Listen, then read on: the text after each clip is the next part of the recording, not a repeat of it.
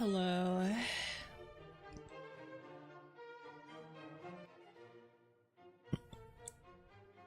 I'm gonna let this play and then get rid of the music. Doink. Get out of here. Okay.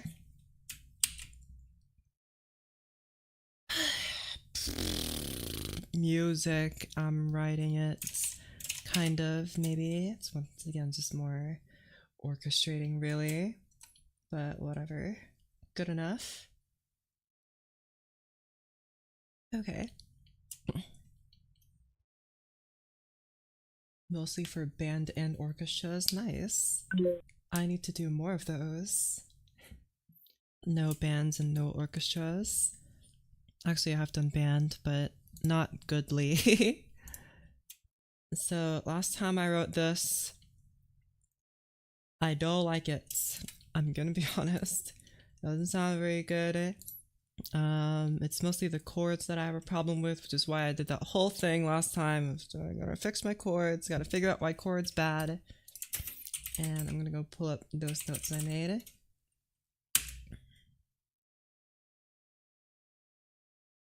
There. So here's the thing I usually use, but I put the pages of the thing that I created over here, my notes. And we'll just set that aside. Hold on. And set that aside for now. Okay. So let's just listen to it the way it is right now.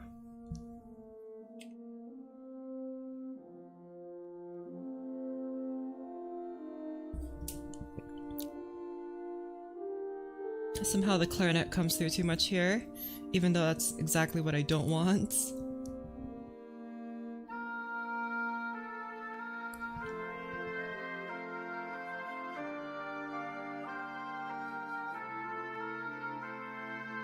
I think there's too much clarinet going on here.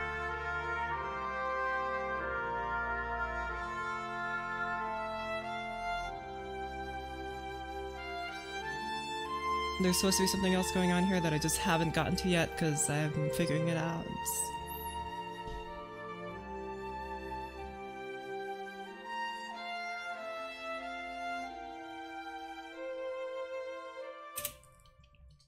Okay. So what I want to change here is first, because the melody is in the oboe, I want to put the chords in the brass. Maybe the real composers are the friends we made along the way. Bro, I wish. You know how easy that would make it? So I'm just gonna yoink these away real quick. And then we're gonna focus on writing them again. And what we're gonna do here is first,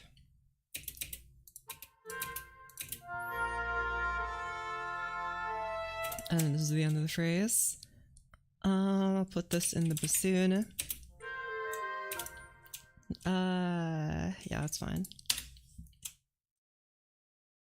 They compose our lives. They should come compose music instead. Composing a life is boring.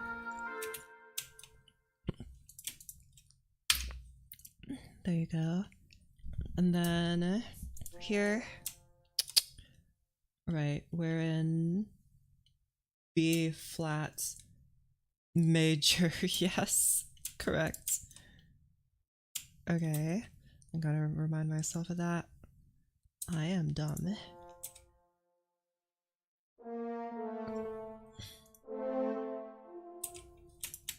Shush. Piano.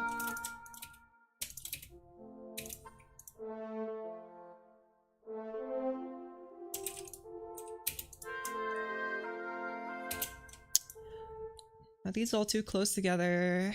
I could eliminate this A here. And then maybe put this A on the trumpet instead. And then no, that's no good. Put the F in the trumpet like that. And I guess like that.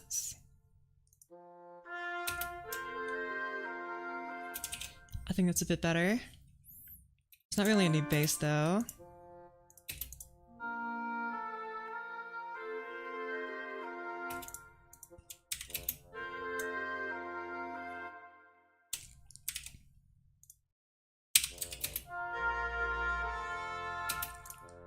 Like that. A spider? What's wrong with spiders? They don't do anything. They just kind of walk around and spit webs. Wouldn't you do the same if you were a spider? Okay, so this bassoon I'm going to... Okay, let me think about this. I want them to eat my bugs. Nice. I have this bassoon double another bassoon, whoops, which will, again, be the bases of this horn part here and this trumpet part here.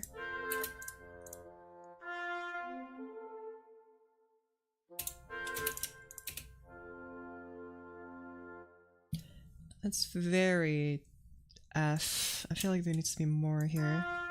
There needs to be a C somewhere in here. Like that.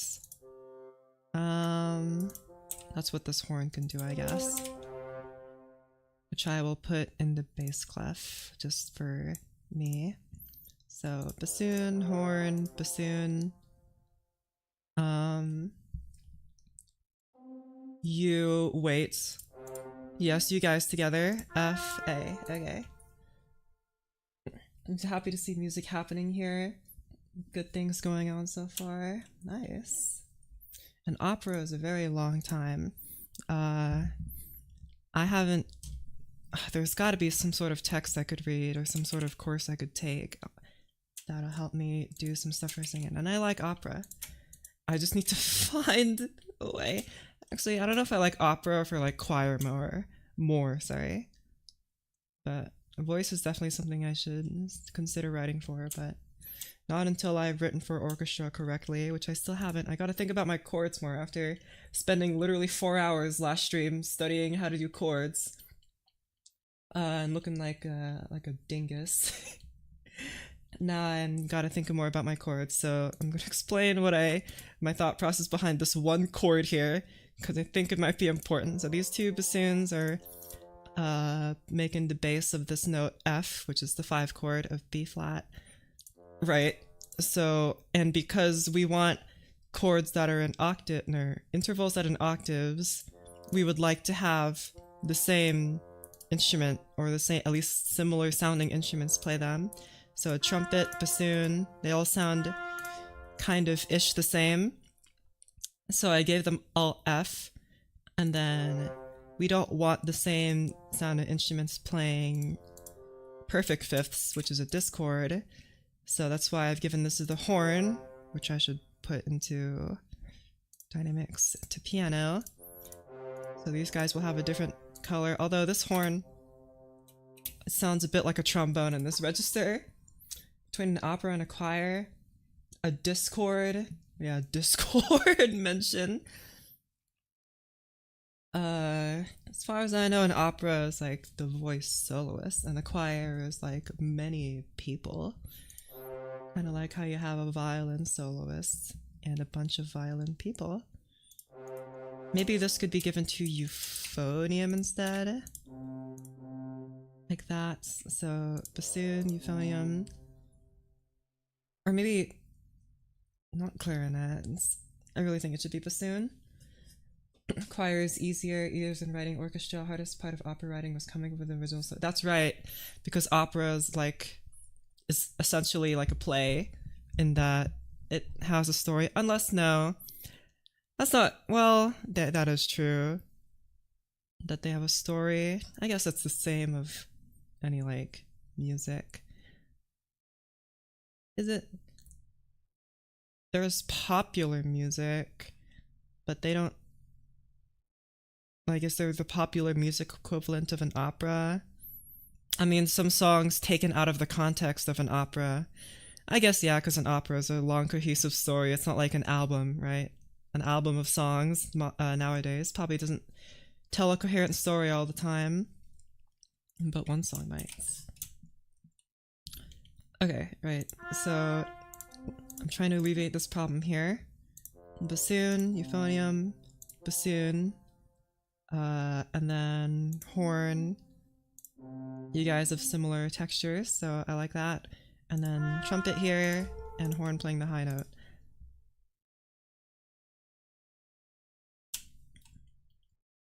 Let's try this. This chord sounds like...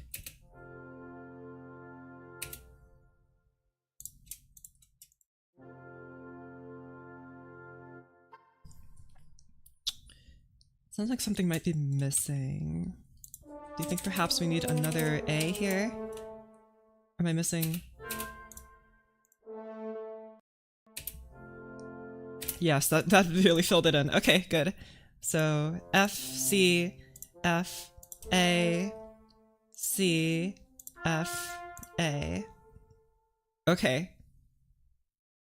Yes, no, yes, no, yes, that's good. Okay, we're fine.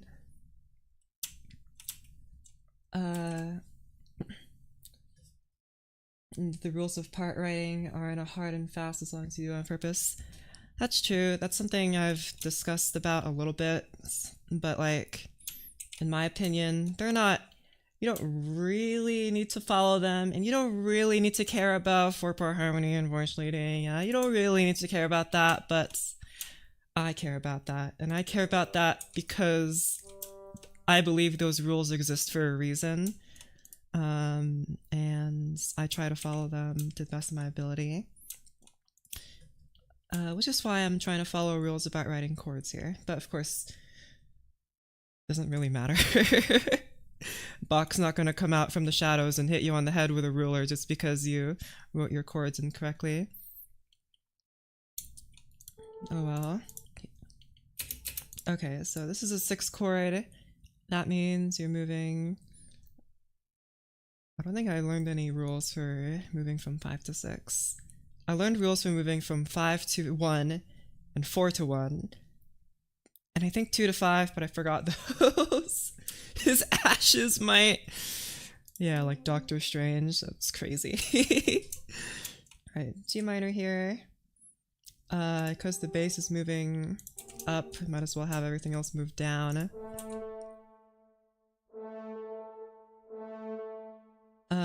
Or you can move down. I think doubled voices are okay to move together. It's kind of like a parallel octave, but not really. Well, anyway, I'll move this down.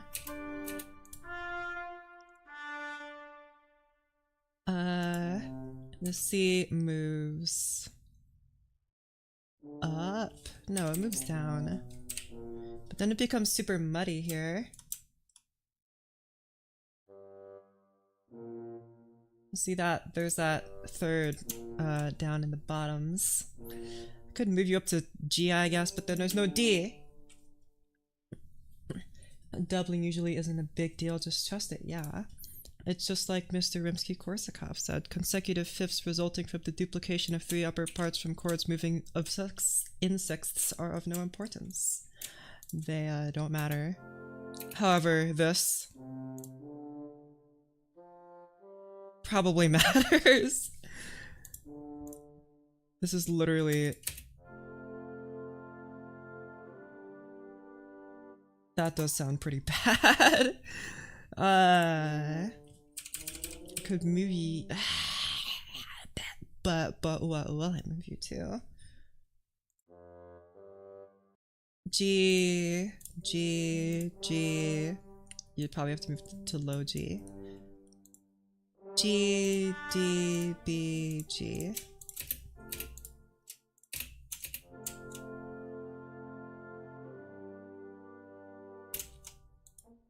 It's like you can't hear this note here.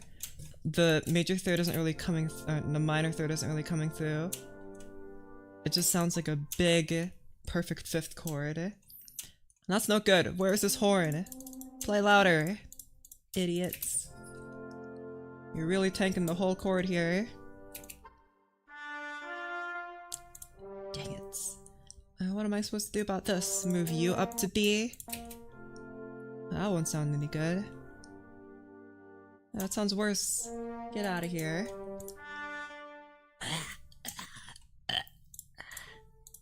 I guess I could move you up like that. Although I'm not happy about it.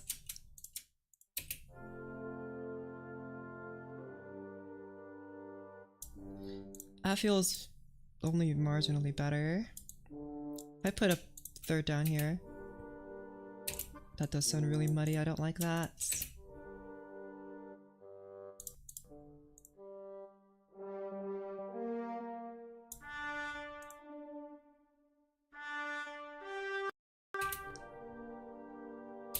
Yeah, if I just retain the construction of this chord and move it one semitone up. Or not one semitone, one whole tone, but, you know, move it one scale degree up. I mean, this probably incurs a bunch of problems. But I can't think of a better way to do this. Dang it. If I could just have this bass move down to like D. But that might sound a bit strange because I'm literally changing the bass line. Move it a microtone up. Yeah, sure.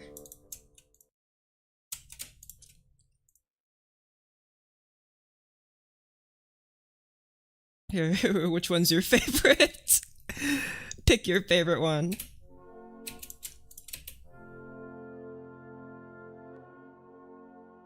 Cool.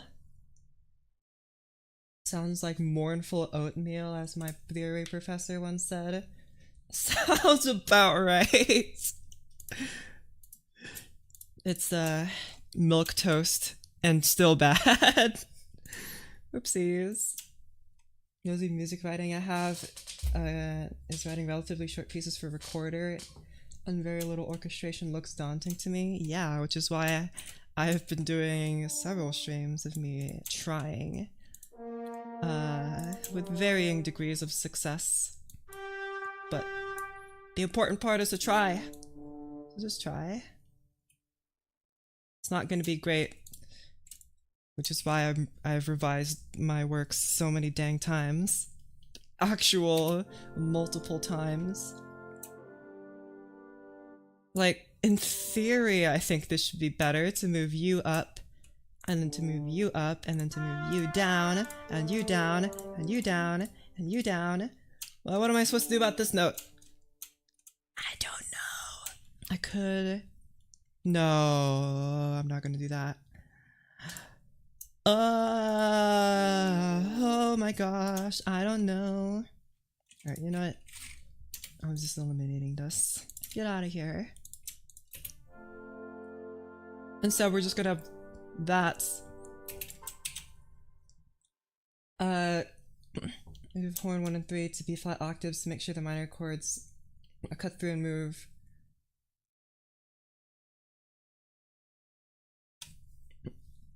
Okay. So like this.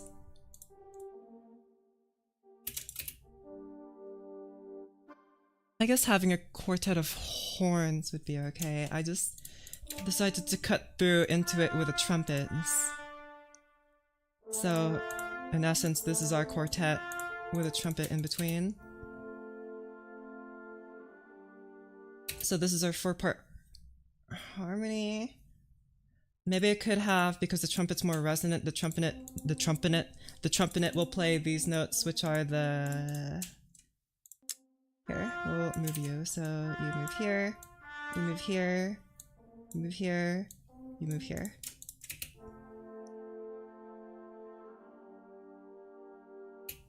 Like that. And all these... I don't like this though. This feels really hollow.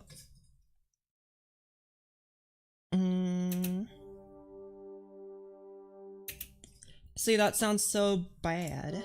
It sounded better like this. So the horns sound good together. But I guess if we make them all horns, it sounds a bit better like that.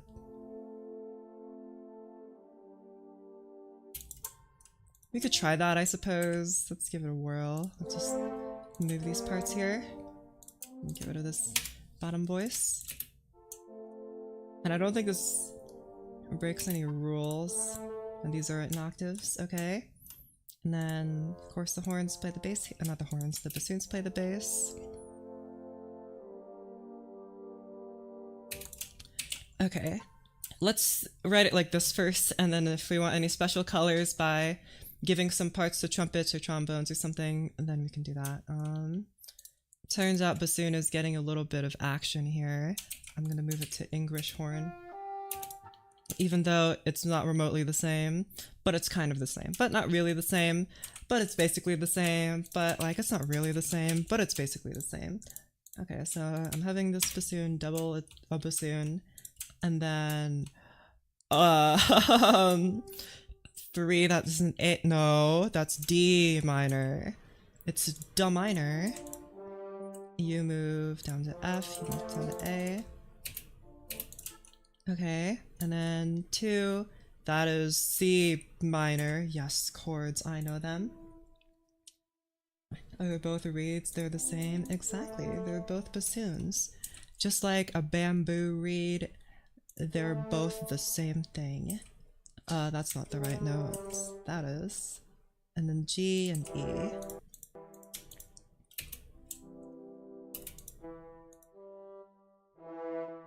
Oh, I see. The bassoon is now higher than the...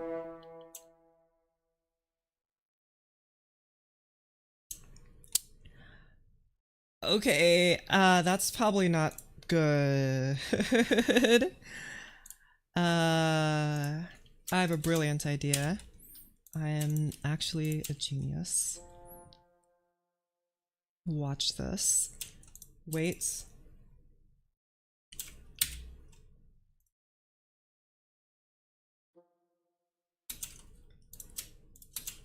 Would that be better if, and then have this play like contra bassoon or something? But then who's gonna play this?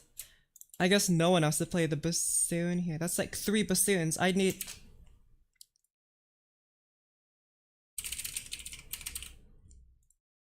Alright, screw it. You know, I'm the composer. I decide how many instruments are in my piece. 3 bassoons. And you better like it.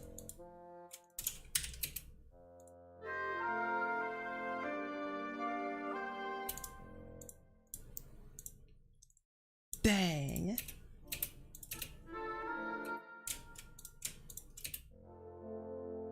Listen to that bassoony sound.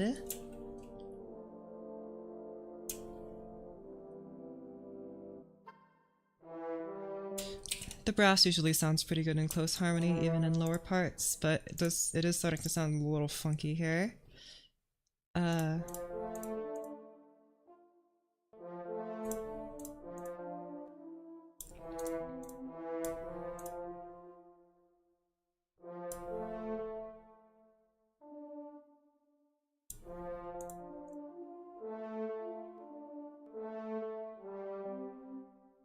Okay, how am I gonna resolve this problem? Move you there. Dang it. Why'd I have to move from 3 to 2? There's a hidden 4th in here. Dang it.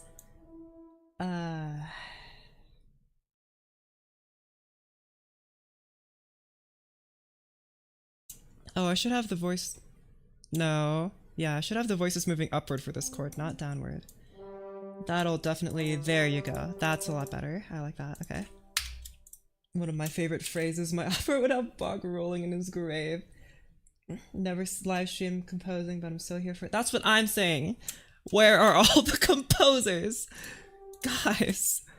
You guys gotta start live streaming so we can all do this together. And then we can hop on in our little streaming study groups and go like, why do we suck at this and how do we get better?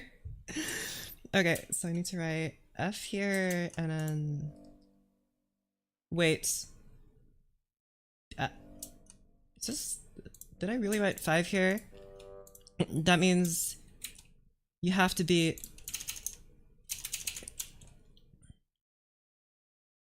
Oh, I see. There's there's a key change here that I wrote in and completely forgot about. This is A minor. Oh man. Okay. Somehow I didn't even notice that. There you go. That should be better.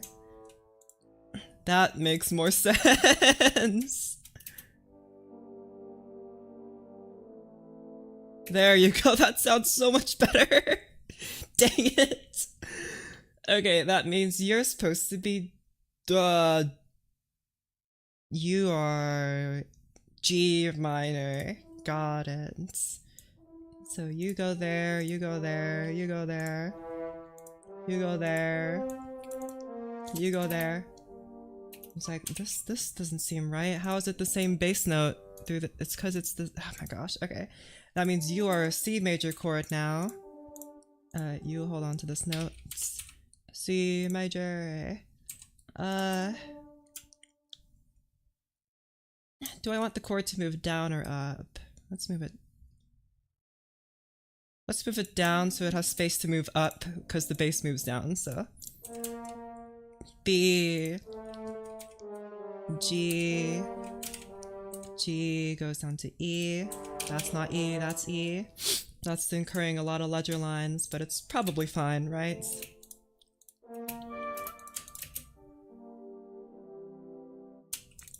This is starting to get into muddy territory, but we're still fine here. Kind of. Maybe. Perhaps. 6, that should be F. No. D minor. D minor. F. A. Make you whole notes. D. A. Yes. Although this is kind of weird. Yeah, now that I look at it, this is no good. I'll just have to move you down to F, I guess.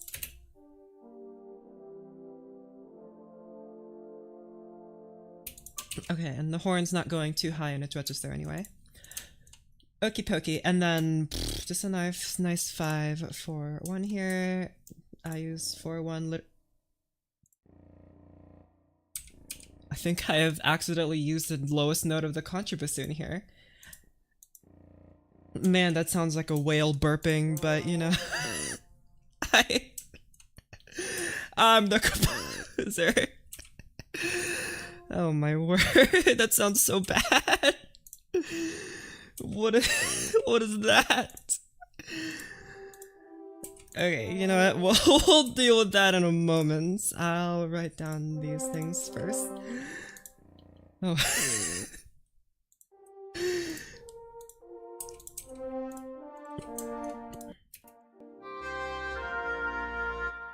I'll probably just, you know, just do like that. Shush.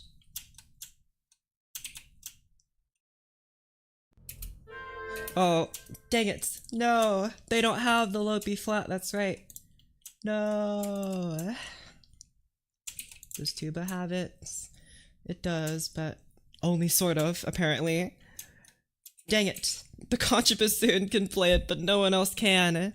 No. Oh well.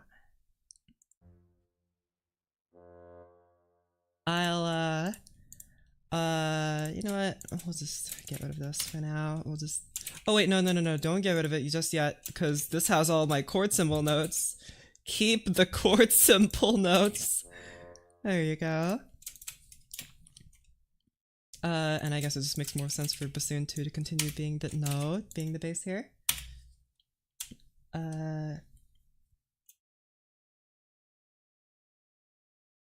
Okay. Now, right, chords, write them. I need to write F major here.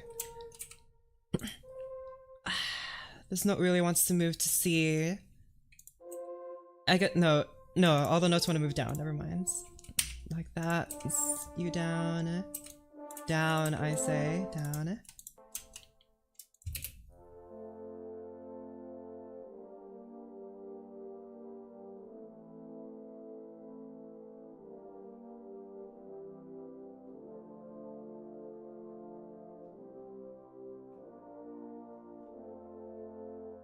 That sounds pretty good. Alright, now let's hear it in context.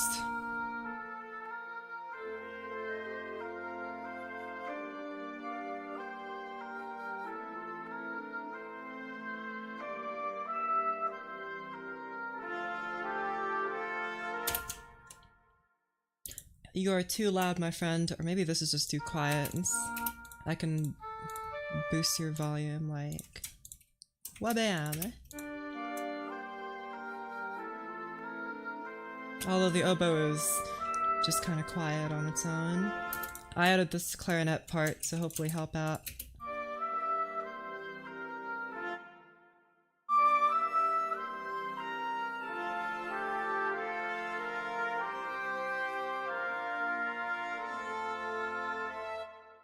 I think this will need some sort of other part here in order to balance it out. And clarinets like to shriek at here, so I'm gonna make it quiet.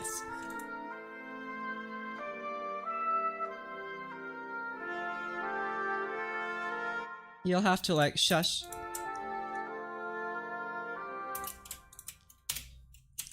But now I can't hear you, unless I'll just have multiple of you playing. But you're like super not resonant now.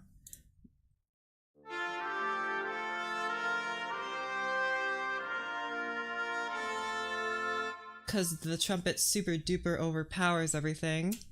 But I want to be able to hear it over the oboe. What can I do about this? It's like a musical puzzle. I guess I could just put you in English horn only. Also, the Mew Sounds English horn is super ugly. Let me change it to like this one. There you go.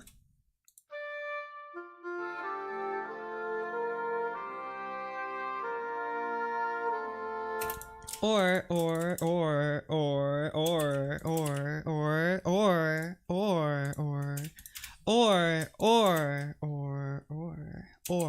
guys, or I could do this.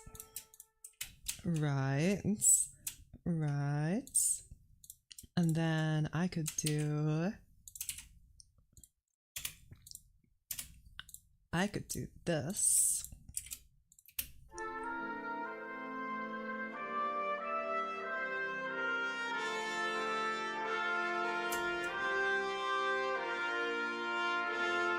Hey, wait a second.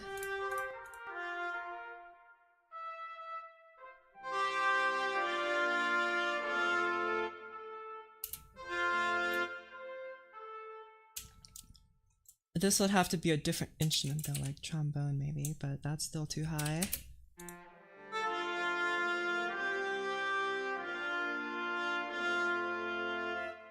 Dang it, that didn't really fix my problem.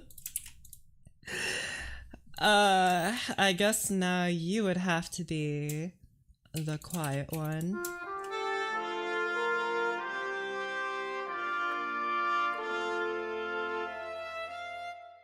Yeah, because then the melody is heard over the counter melody and not vice versa.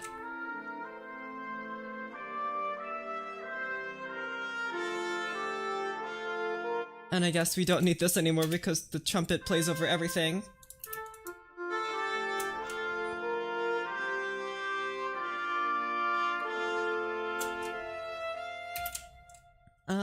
I guess I could have like a horn play this, but all my horns are already busy.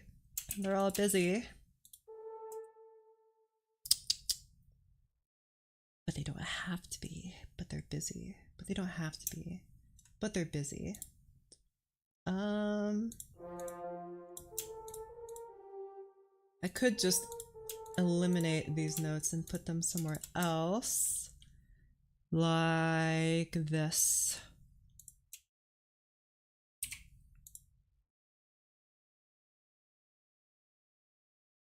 Wait, what? Oh, it's taking this voice here. Let me just do this real quick. Boink. Oh my goodness, you stupid rests. Get out of here. I don't need you. You're screwing up my thing. I would like the trumpet or maybe the trombone play these higher notes.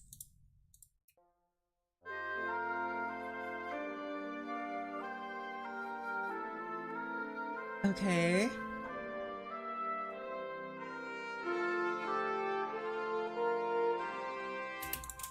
And then have you guys play in the second guy play that.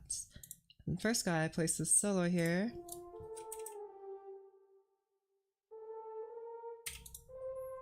I mean, that's pretty high, but I think horn would really sell it here. Okay, if it could be loud though, like that.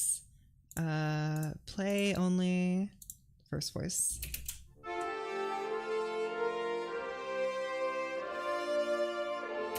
Or I think it's okay to put 2 as mezzo forte actually.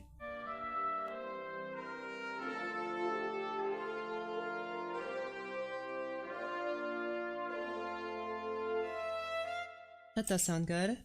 Practicing composing, I've been wanting to make a piece for my crew, but we have a trumpet player that likes playing hard pieces. Trumpet just takes over everything. Yeah, that's why you gotta blend it with other instruments that you like. Like, I don't know any of them. There are a lot of possibilities. I don't know what else to do for the trumpet, because the trumpets outplay all of the strings. They just do. Even if they're both playing forte, you're still gonna be able to hear the trumpet over everything. It's very loud. It's almost like it's loud by design because it's made of metal. Okay, I get it. But, you know, it's still loud. I need to write chords here, which are currently in the strings. Which also I haven't set to piano. Bang.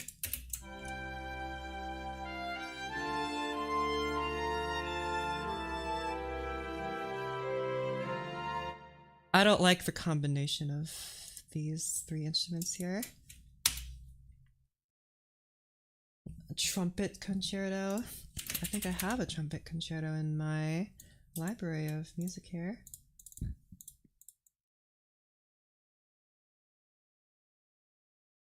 Isn't Brandenburg 1?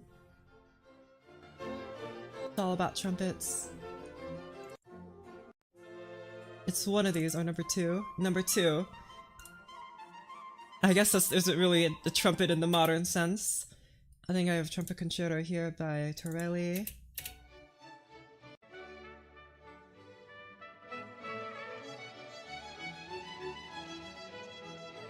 Yeah. The trumpet was definitely turned down in this mix, or maybe like the Baroque trumpet is just quieter, which is also possible. But yeah. Very cool.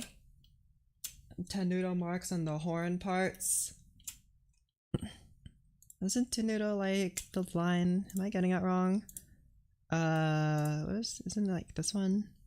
Yeah, tenuto. Where the horn.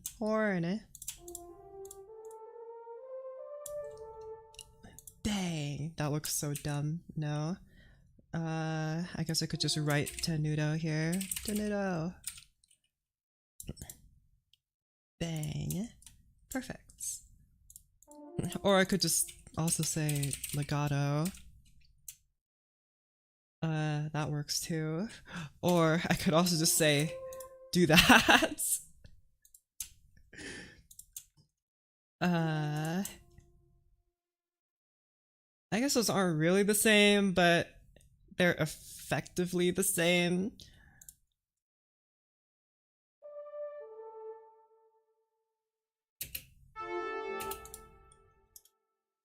It looks dumb, but it sounds better.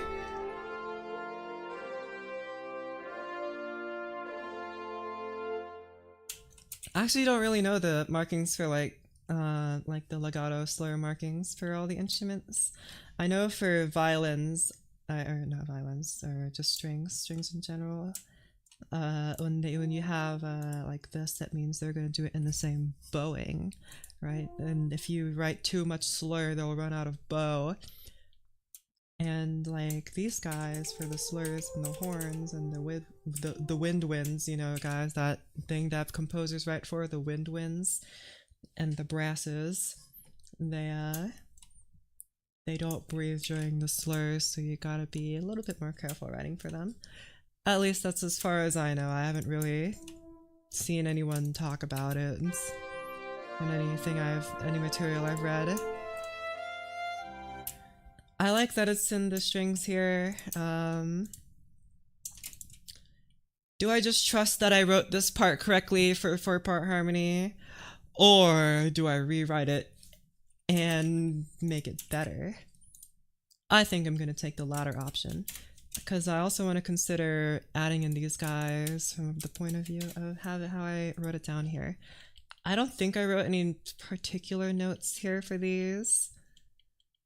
I have a bit of woodwind and brass mixing.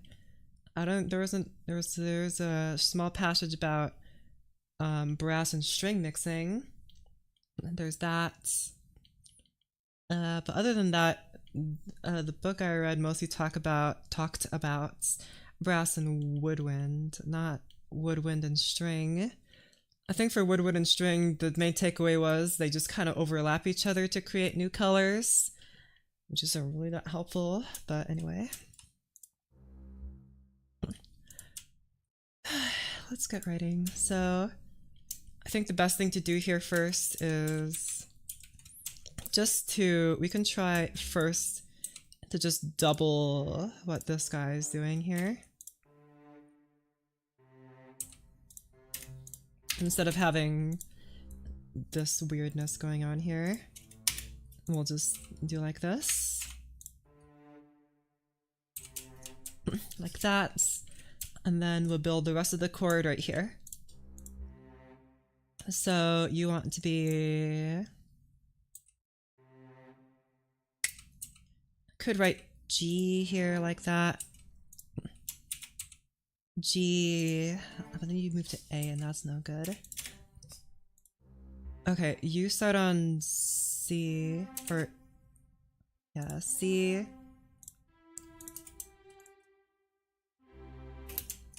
That's a lot of C though. Before we even get to any sort of harmony, I'd quite like to have a G in here somewhere.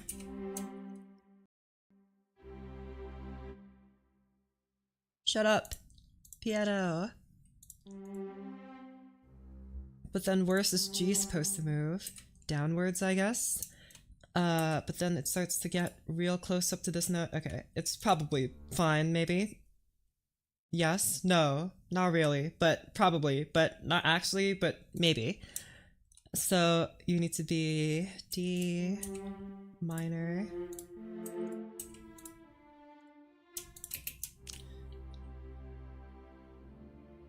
Man, that contrabass is so loud.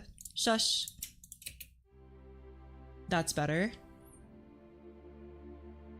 And then apparently we move back to the same chord, so I'm just gonna write the same thing here.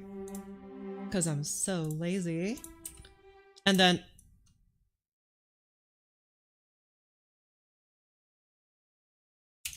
Did I really write this? Yep, 5, 6, 5, 6, 5. Man, I'm just a harmonic genius. Did I seriously write that? That's crazy. Alright, well, Ferb, I think I know what we're gonna do today. Pow! Easy peasy. Okay, and then this is another F minor chord, not F minor, F major chord. Pure genius. Yes, sometimes my genius, it's almost frightening. Or maybe they should move... I guess all you guys moving up isn't a terrible idea. And this is an F major chord, right?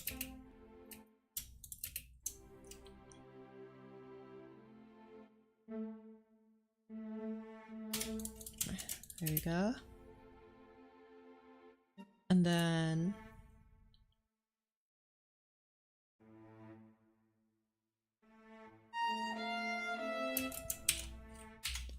And then this has to move back to 5 on the note E.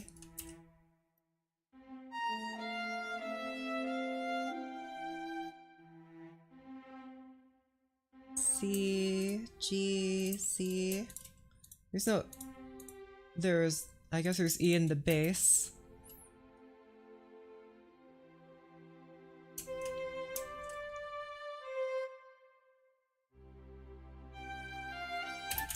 There's also a counter to melody here that I think I was going to rewrite. Because this just follows the main melody. I guess in that way it's not really a counter melody, it's just like a harmony. Which isn't bad. I'll just add it in here for some interest at least. Let's give it to English horn instead of oboe.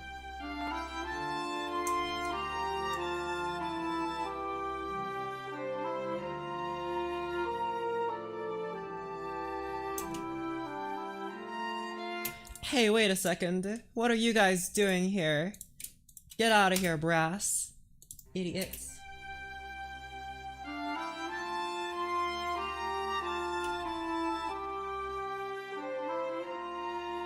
Man, you really can't hear these lower voices. I have an idea. Bang!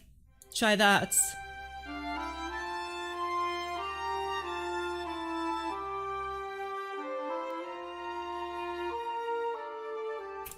Hello? Are you guys playing? Okay, how about I have again, genius. Genius is striking. What if we just bang?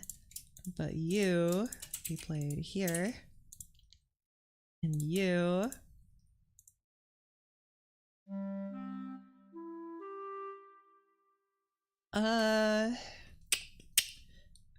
you guys.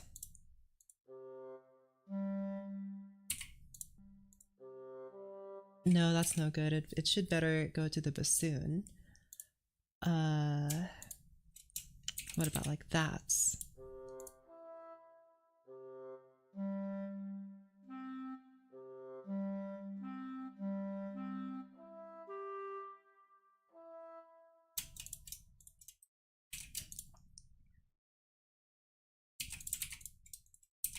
This might be better.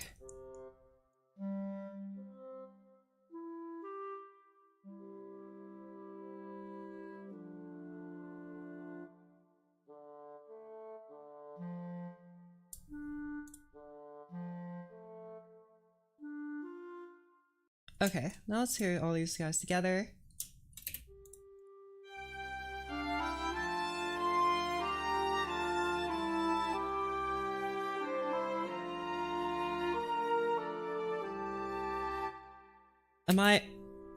Am I crazy? Are you guys not playing?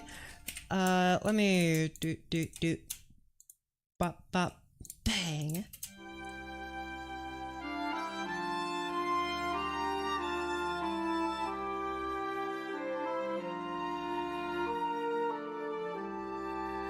Uh-huh.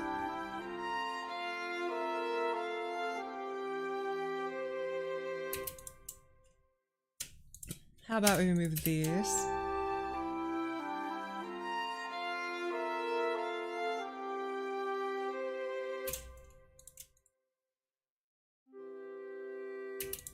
This is a very bizarre sounding chord in my opinion. I don't like the way it's written here. I wrote it like this before, apparently. But these chords are written kind of wackily. I also have this like movement here in the clarinet that I might keep. And I'll put it in like... I guess I could put it back in clarinet, but that might be... Here, how about we move you?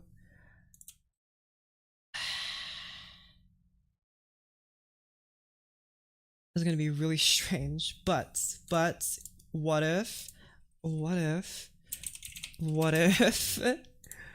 but actually no, it'd be better if I put you in like maybe trumpet, but trumpet played super quietly, or maybe horn.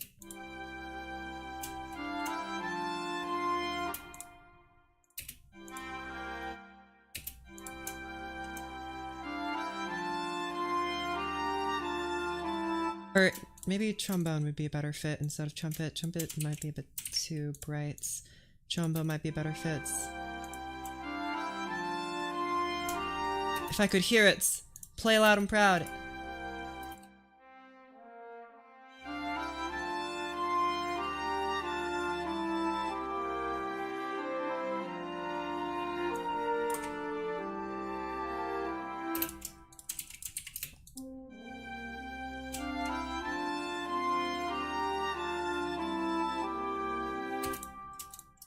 Have you be played by trumpets? But quietly, of course. Try that.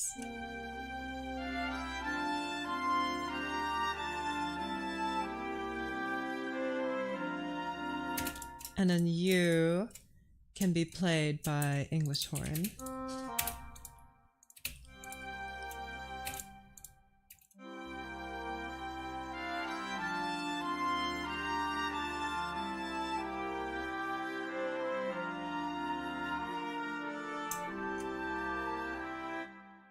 This flute needs to continue playing fortissimo in order to be heard over the trumpet. It's kind of blasting below it. I guess it could also just have two flutes playing this. Although that's really kind of loud. And also not cool. I prefer one flute. But that flute's really taken out its lungs on this.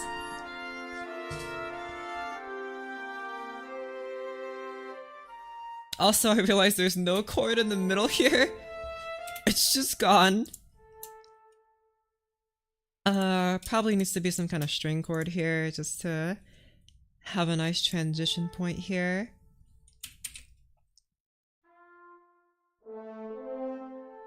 Who's playing the bass here? The bassoon. That's its name. I guess it should start here.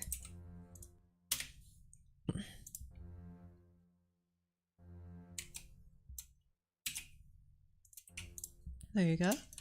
And then next is, wait, what notes are F? And then just goes to A here, like that. A, C, C, F. That's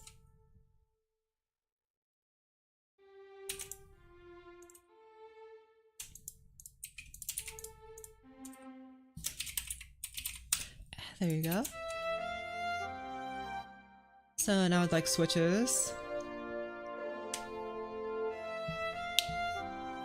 Although it should have an easier time switching, so I think... How am I gonna do this? You...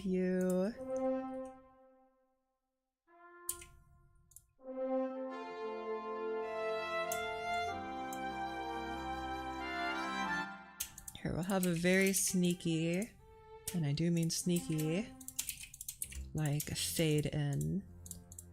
I'm gonna pull a sneaky on them. Fade in. And then like over here, just for like playback's sake, I'm gonna have these guys, but just hide them. You, just hide you. Or I guess I could also just do that, and then this becomes a little better.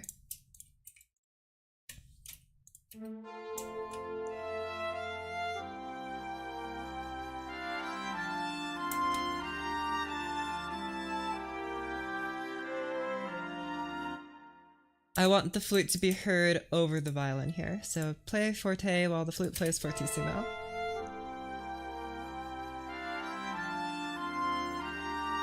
Okay, play even quieter, dang. Is this flute just super duper quiet? Do I need to boost its volume in post?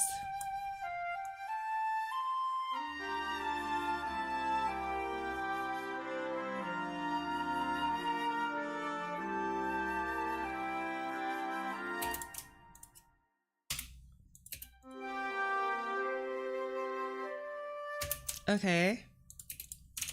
I don't think there's anything else here that I missed adding.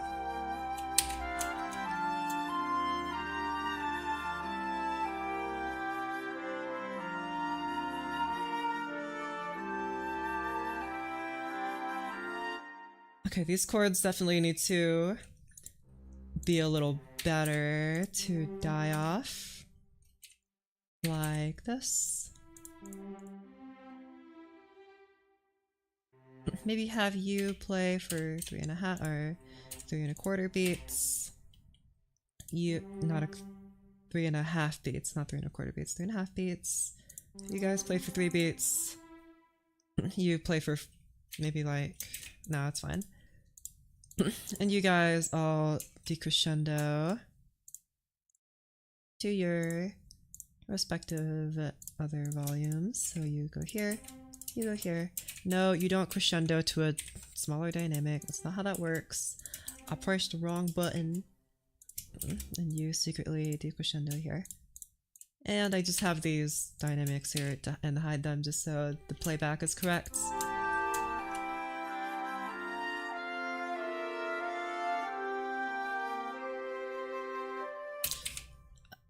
And I think here there should be the brass at least filling in this parts.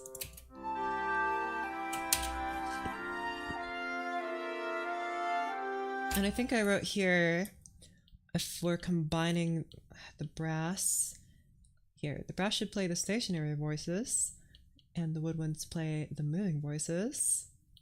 And this is in forte passages, so I think in piano passages this should be okay, but for these two chords, the unmoving notes are this E here and this C here. So these guys, well, they're both actually the same note now that I look at it. They should be played by the brass instruments. So, but then is the resonance of these brass instruments going to overtake the woodwinds? It's probably not a problem. Probably. Right. No such thing as a mistake here. Except when there are. And then this bassoon here. I guess we'll just have the whole harmony move to the bass here. So we could have you do this. Or actually, yeah, it's fine. And then you move here. You do that. Actually, hold on, let's look at this chord here. These trombones are playing the same thing, so I guess just one trombone here is fine. So trombone, horn. You guys are playing a nice third here, although I guess it's the trumpet should play the high note here, so man, I don't like having to play like ping pong with my notes here in order to figure out what they are, but anyway. Trombone plays a steady note here, the horns play the euphonium, which is a tenor tuba-ish, plays that. I could have this, I guess.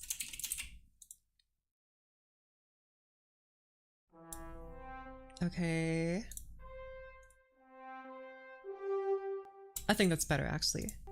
Then we'll do that. There you go. Bonk.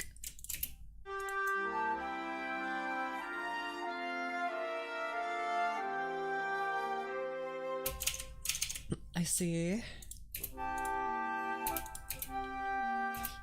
Apparently I wrote 5 here and not a 5/6. Which would make you go to C here. And actually would make these voices move around, which means you would actually move down to G and you would move down to E.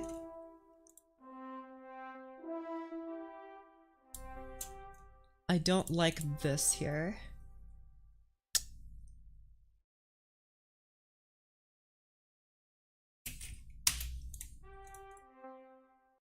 We'll do this.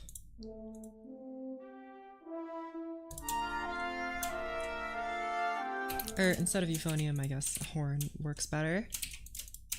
Switch these around. And also, I guess I could just do that. That might be a bit more coherent. There you go. So horn trombone, horn, trumpets. I guess they should be played by the same instrument though, like that.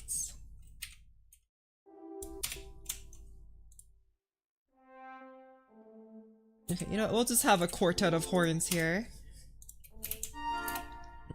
I'm just trying to consider how this is gonna work.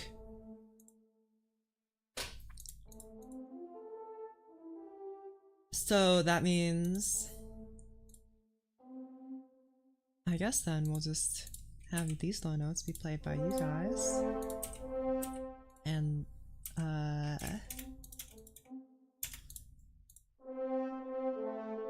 then this here will be played...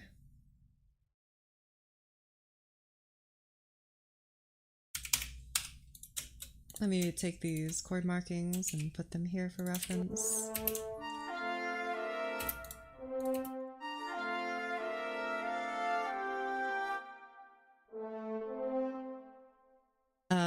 I guess you'd both have to play C.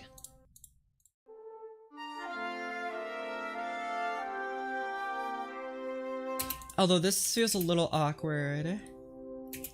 But I think that's better. Okay. So then maybe I could have the bass be doubled by the bassoon again, which means you would be A, then C. I guess I should put it over here where there's less jumps.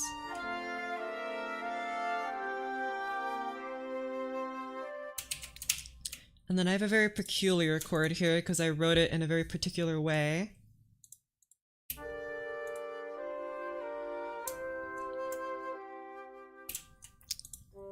So,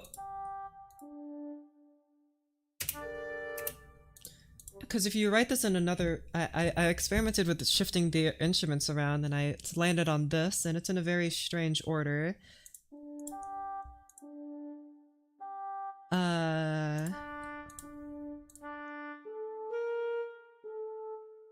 I think it's because of this tension here. I can't tell which note. I think this note is the one that sounds strange. It sounds a little bit flat. Do you hear that? It sounds a tiny bit flat. Okay, but anyway, whatever.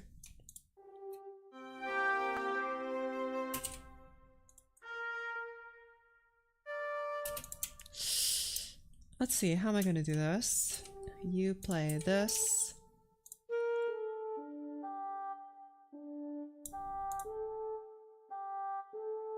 I see.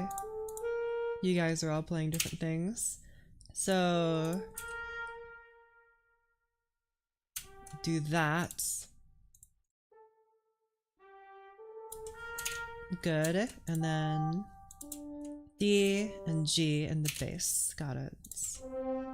So like... there's from 5 to 2, which means the bass is G from C, and if the bass is moving down, it should go like that. And all the other voices move like that. Got it.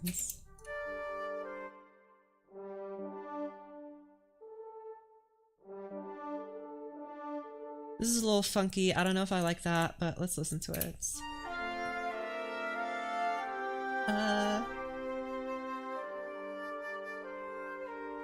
Because that player is hitting a B flat. Oh, that is true.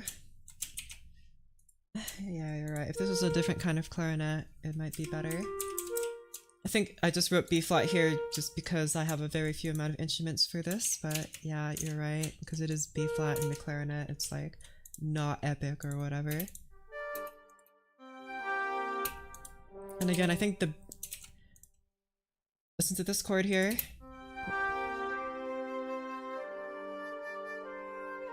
The introduction of this G sounds a little sudden. It's because the horn is super resonant and I don't want a resonant bass. I want a very quiet bass. So I'm gonna have G here instead. There you go, that feels a lot more relaxed. Although I will say, first bassoon and mu sounds is kind of quiet, so I am actually gonna boost it. That's what I've just known from experience.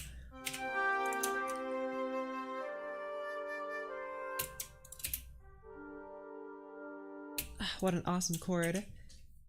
Cool to see other composers. Yes, lots of composers. Ow, my wrist. Fix your wrist, but do your compositions. Composing is awesome. And hey, now that we have computers and we no longer have to write it with ink and parchment, we'll get less carpal tunnel by writing for 500 instruments at once. Awesome. The wonders of modern technology.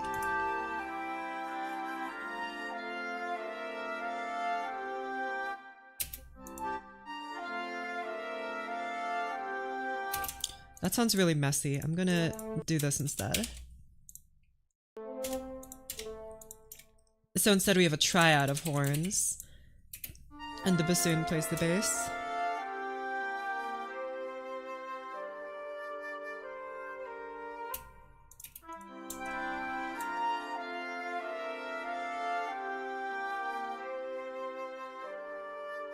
Why does this sound so strange? Also, I think maybe instead of trumpets, trombones might sound better here. I know that's high, but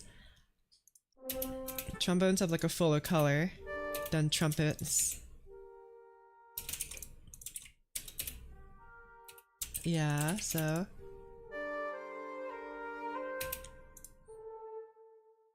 But then... That ain't no good. Such miracles of technology. Ignore the music notebook that I'm lying. That's definitely there for aesthetic reasons only. Yes, my aesthetic book. For aesthetic reasons. 5, 2. Going from F is to go from C to G. Minor, major, minor, major, minor. See, because this here is a parallel fourth, but not a fourth, a fifth, but I like this having this A here, so I think this is okay, because it's kind of part of a strange chord. This very tense chord. I think it's okay.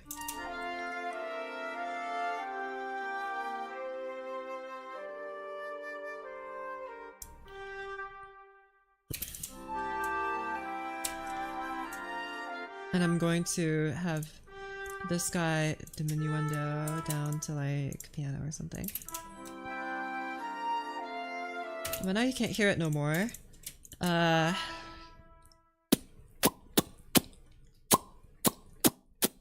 am I gonna do about this? I could give you to Lobo, the low oboe, but I don't know if I like that any better.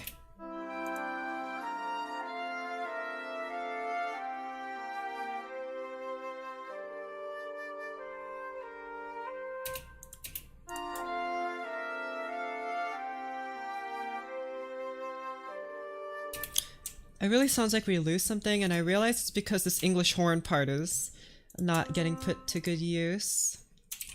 Could have you played 2 here.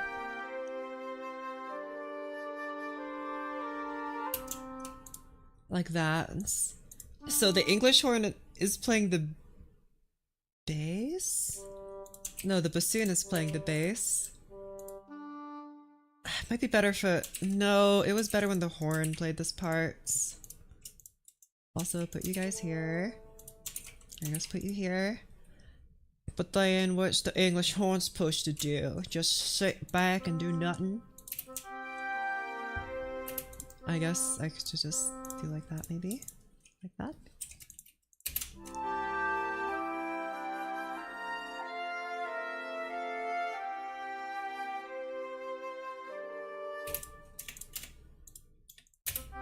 I guess you could just play for a shorter duration. Just to make it a bit more natural, and you can do a nice diminuendo here.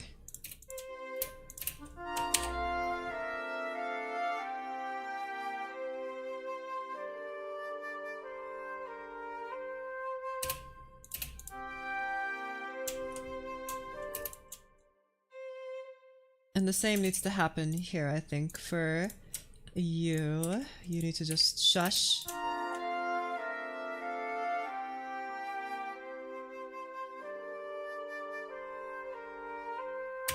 This is kind of bringing back the chamber music feel though. It's not like a huge chord. I could probably change that by adding more bass here.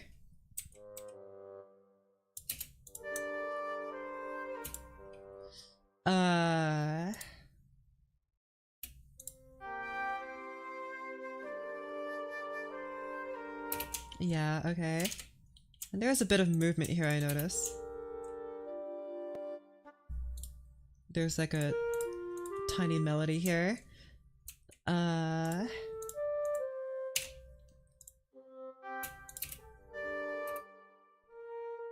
Although, again, this might be too high for the trombone.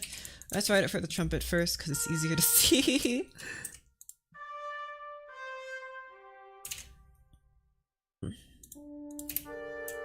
Okay.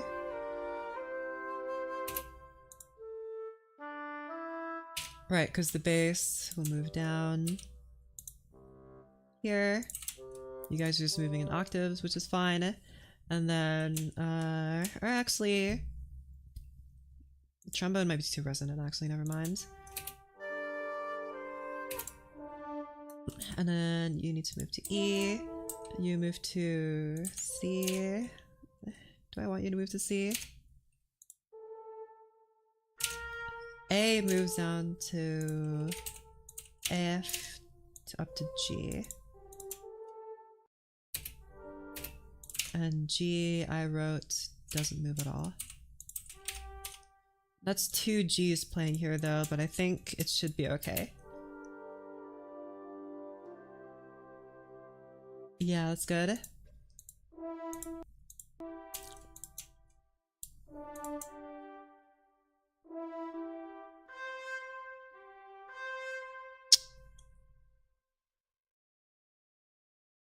I don't like that. I don't like that this... well... I guess you could just not play.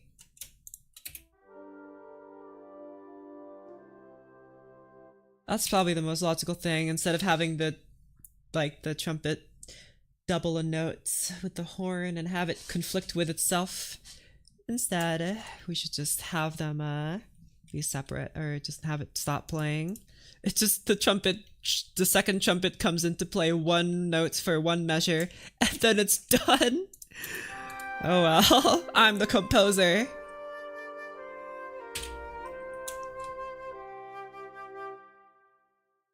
I'll have you play for less time, and since you're the lower notes, I'm gonna have you play the bass part here, or have the bass figure. Have you play for less time.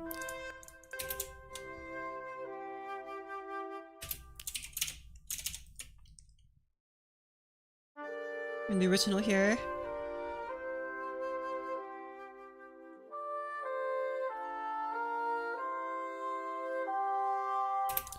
And we have like a response here, I think by bassoon, but mostly because I didn't write it in an English horn here. I could try it here, I guess.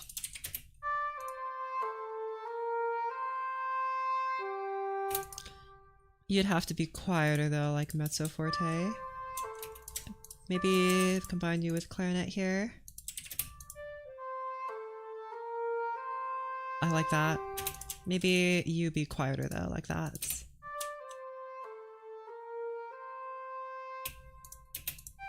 What chords are supposed to be playing here? Just nice inverted chords because they're very tense. And then who's going to be playing the... I guess the brass continues playing this part. I don't know who's going to play which notes though, so I'll just put them here for now. So you need to be a D minor chord. But the bass is an F, so...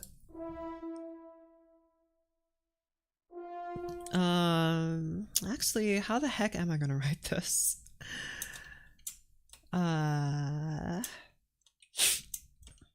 F, but then you'd also move down to F. I guess I'd have to have you move here, and then trumpet moves here. And these notes kind of move around a bit, actually. So this actually, the bottom note here, it does move down to normal here. I do like the I do like that what the heck was I gonna say?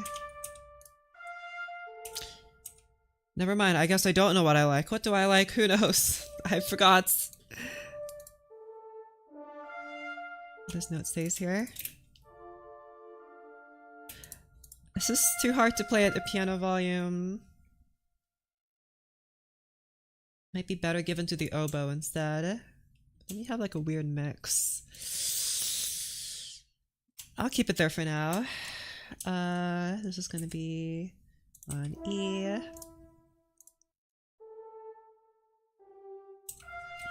But now you're all E. There's no C here. U, C.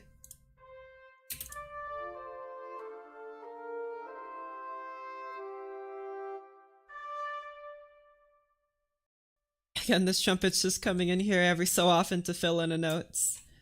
Very cool. Okay. Or actually...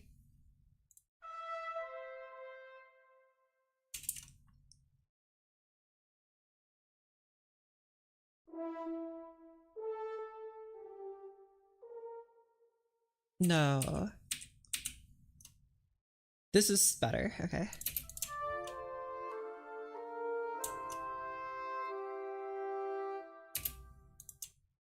And I'll put you in the bass notes. There you go.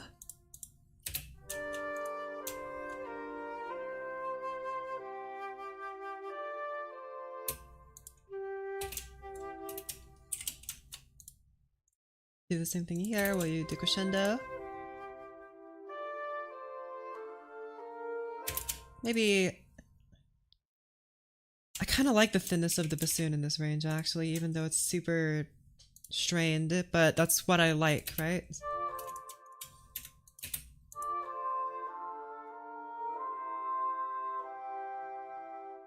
That's what I like about it. It's like a echo or something. So I'm gonna keep it actually as like that, although...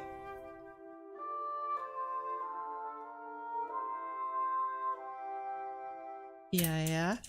And this brass sounds really nice, even though it's in the higher register.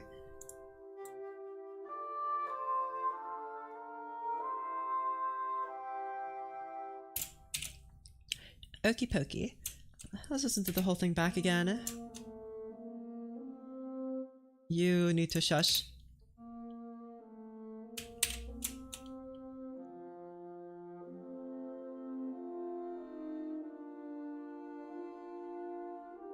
Oh yeah, like I said, this clarinet is super piercing.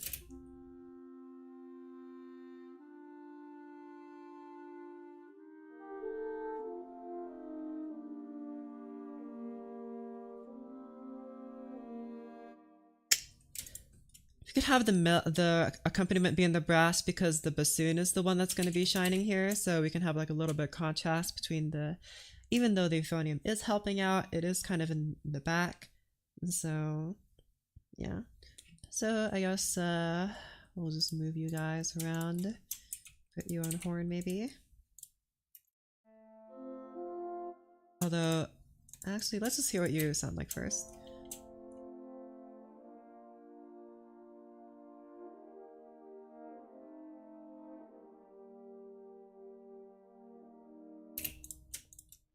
Just for consistency, we're gonna put you guys in the same measure, so that's probably a little easier to read.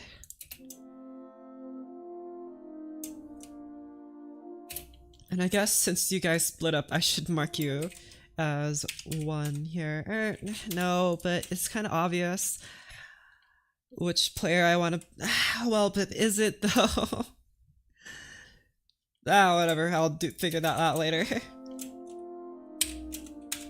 And actually, I'll have you guys play pianissimo. What in the world? Hey, that's a new dynamic marking. Get out of here.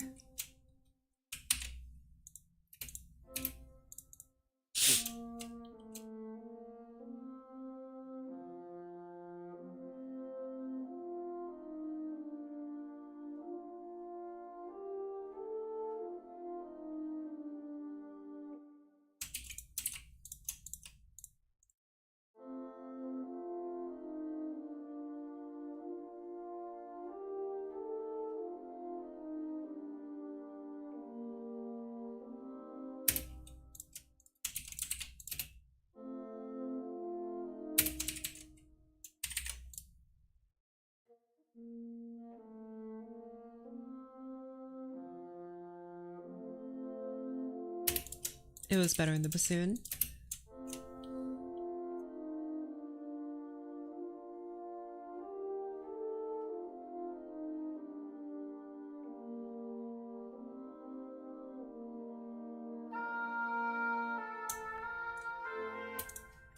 You're probably gonna have to do a little crescendo here just so you're not like coming in out of nowhere, you know? You're just kind of easing into it.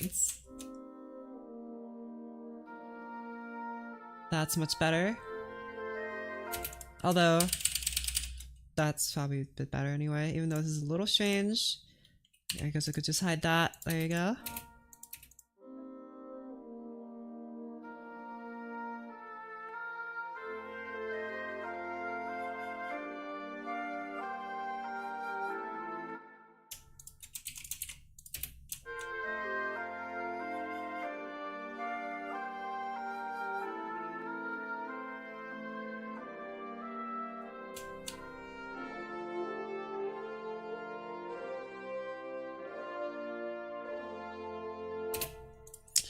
Now that I listen back to it, that does sound very strange. Let's try this again.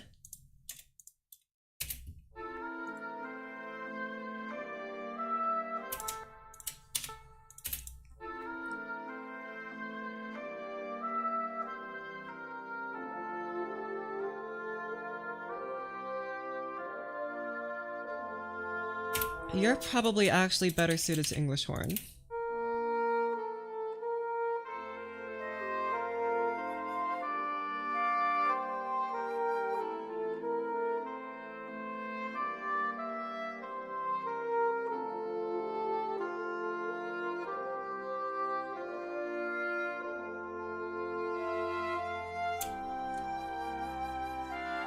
Wait.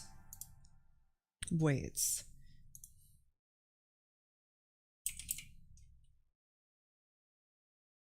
What if? But what if? But what if instead of that, I use a saxophone?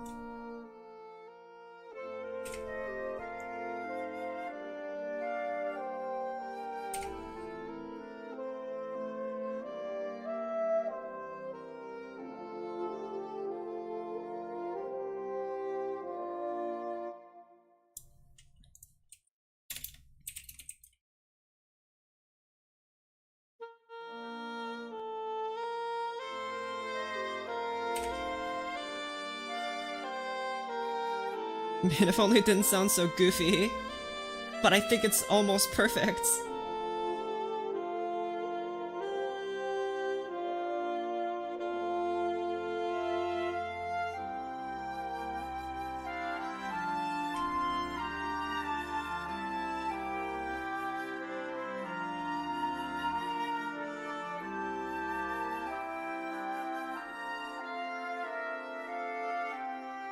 Hey, wait a second. What happened to the rest of the... Oh, it switched out with a trumpet. That's right.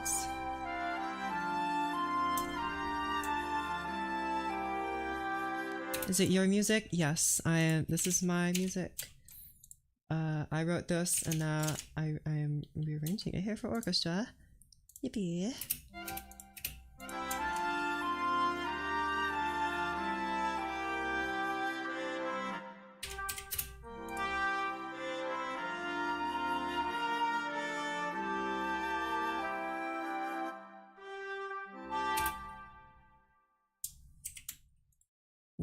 Do like that. Let's hide this.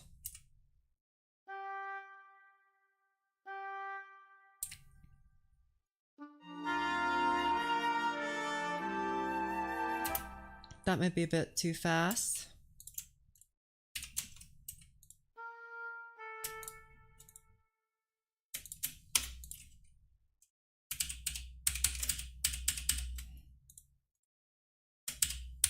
No, move this point, please.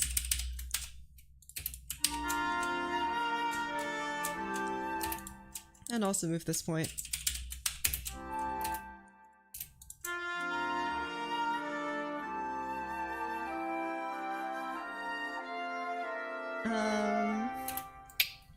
What software is this? This is MuseScore 4. I think this, no, this might be better. Because, again, the trumpet is kind of blaring over everything, but I could probably rectify this by doing something like this. Maybe.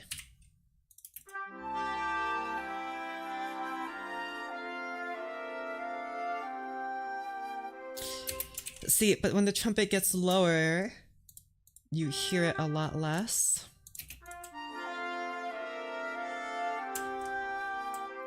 I guess it's better to hear the flute than to just lose.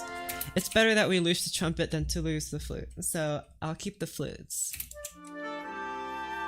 Also, I'm not sure about the saxophone edition. I think I might just keep it on English horn.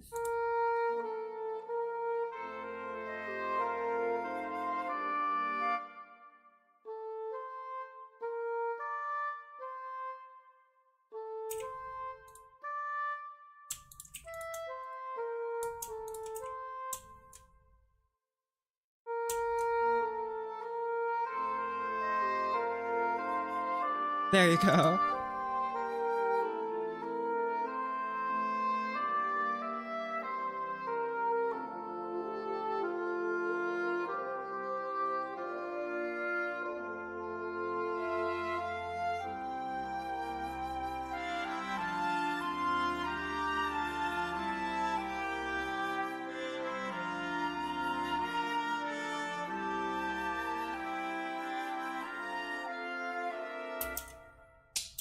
I'm wondering, like, would it be better if I had this be played on an... Would it be more resonant, I mean? If this was played on an alto flute instead, you know? Let's give it a shot. It's alto flutes. There you go. Okay. And then I'll try this, because these notes are rather low for the flutes. Like, they're the flute's lower notes, so I think if I put them in the alto flute, it might be a bit more resonant than a normal flute. Let's try this.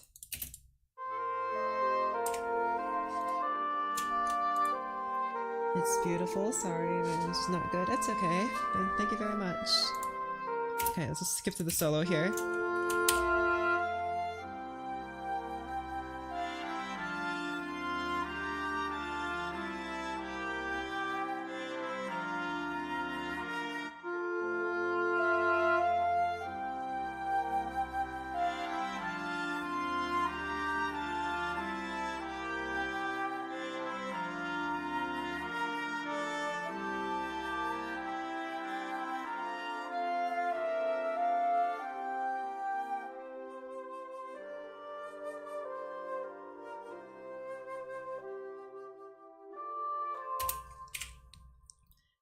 I think it sounds okay. I just think this alto flute sound is a little funky. Let's try this one instead. Okay, goodness gravy. Didn't have to assault my ears like that.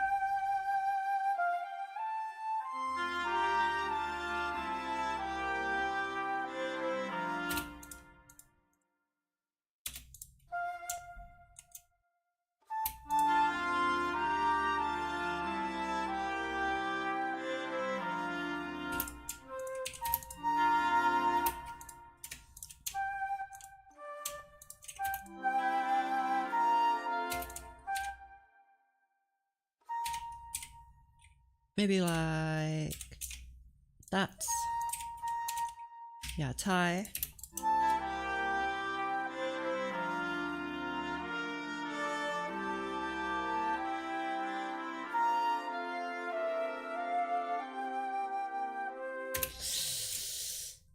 I don't know, I think it just sounds better on maybe the alto flute sounds I have are just trash, but are you afraid of someone copying your music and streaming on YouTube?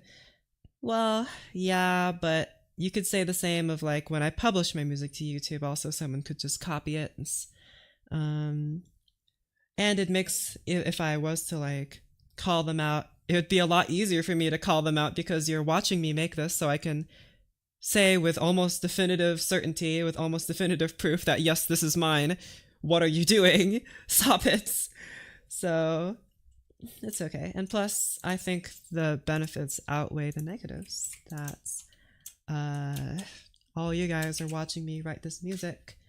and we get to talk about music and stuff. And I think that's more important than someone just coming in and copying it. Like, it would suck, but it's not like a huge deal. Like, in comparison, in my opinion at least. Maybe I just have better flute sounds, but the alto flute sounds don't sound very good, so maybe just normal flute is okay. I was just worried that it wouldn't be, like, heard, especially in, like, an actual stage setting.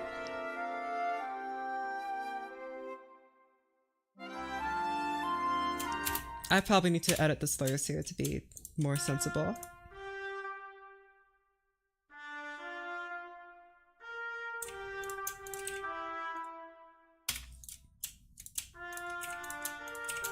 There you go. That might be better.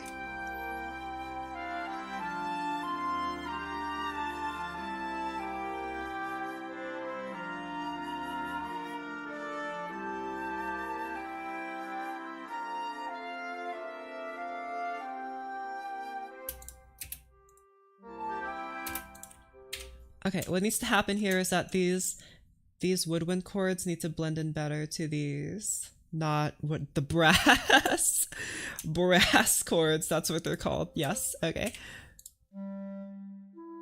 Oh wait, this G here is also playing here.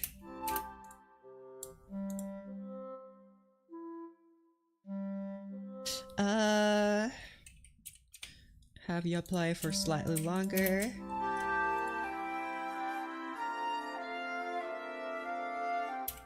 I'll have you guys swoop in here. Actually, you do that. And then I'll just have you guys like do this.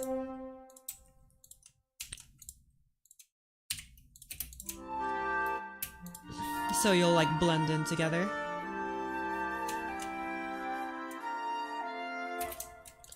And then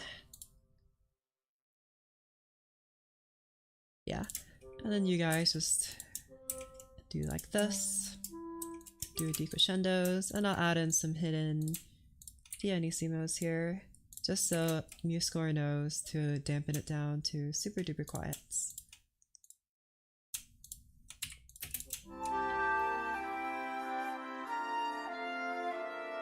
And I think I'll move you down to mezzo forte.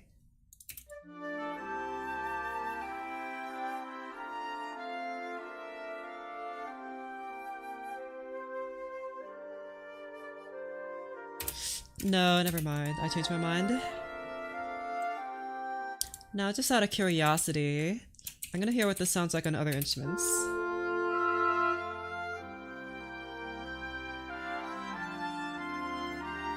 Okay, wait, hold on. That's right. It's being doubled by the violin right now, so I'm going to mute the violin just so we can hear it on its own.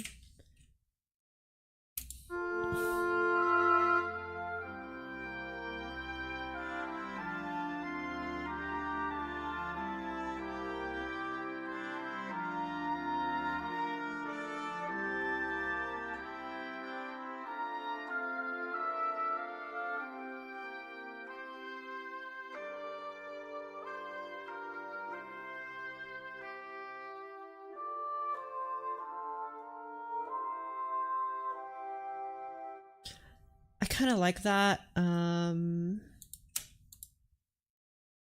me try this. And I know I just used the English horn for a solo here, but I just want to hear what it sounds like, just as an experiment.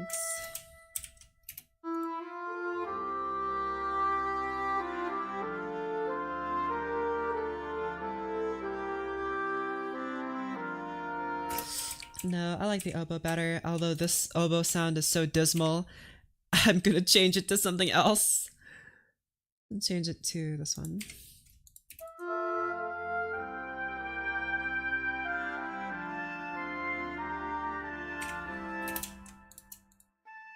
Need to add more slurs here.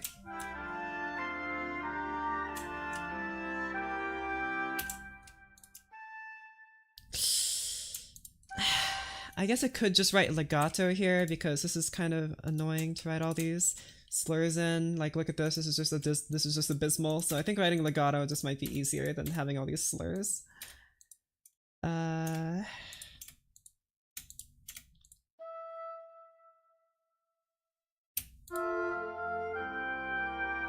But that means I think I'll have to write in breaths manually, so I know there are breath marks, I guess, but I'll do this instead.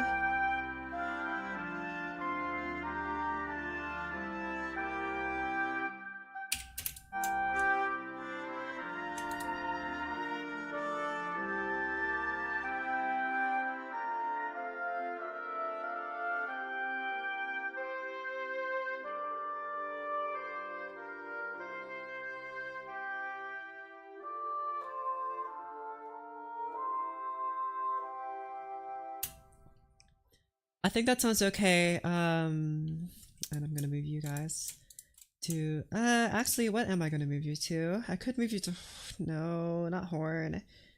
Maybe trumpet.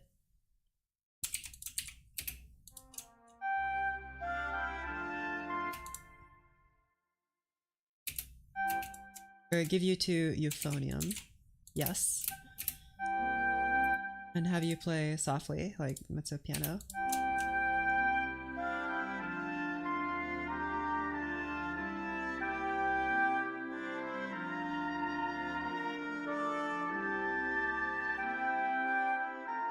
Maybe combine flute with oboe.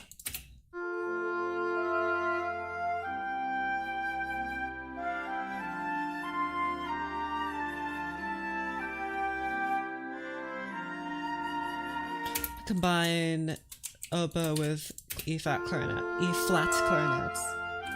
But also shush E-flat clarinet, you're so loud. Oh my goodness.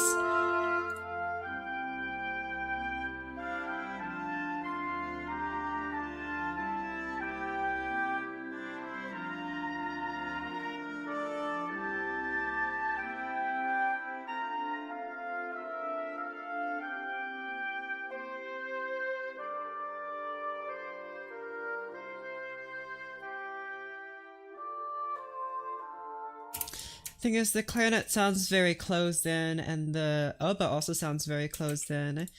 The flute, by contrast, sounds very open and wide, and I kind of want to keep that.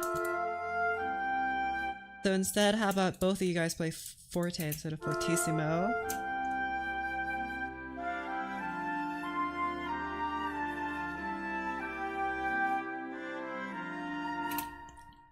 But the English horn is already kind of the English horn, the big oboe, the large the big oboe is kind of already playing this, and then the oboe is again taking over here. So I think it needs to be different. These two melodies need to be played by different things. I mean, they're played by different things technically, but different qualities. They need to be played by different qualities of instruments, different tone colors of instruments.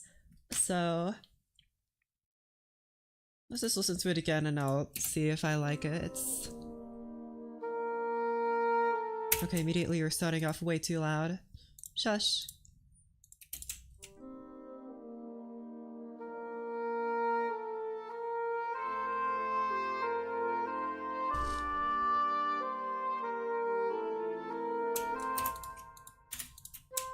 This runs into the same problem again where I need everything to be legato.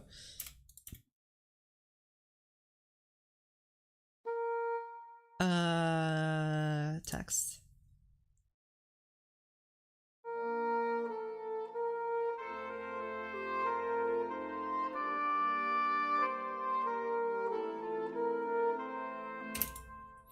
If I had a breath mark here, what does MuseScore interpret that as?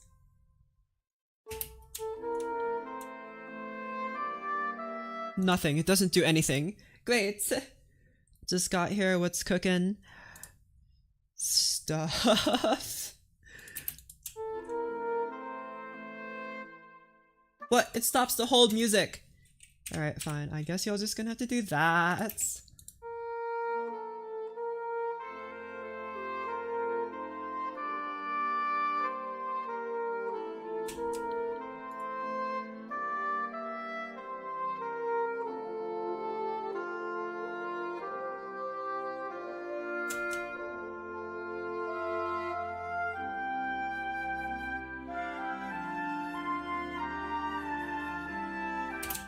I want this note to be held for all 3 beats. Okay, please play the notes.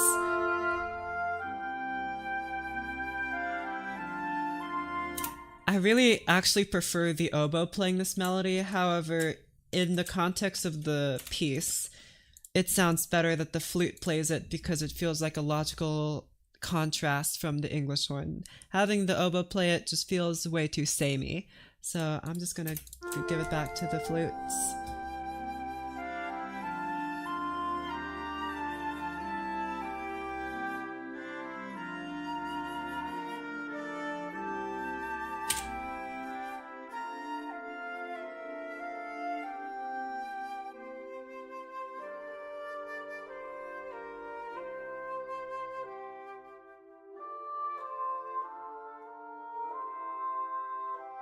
And I guess these slurs are kind of unnecessary.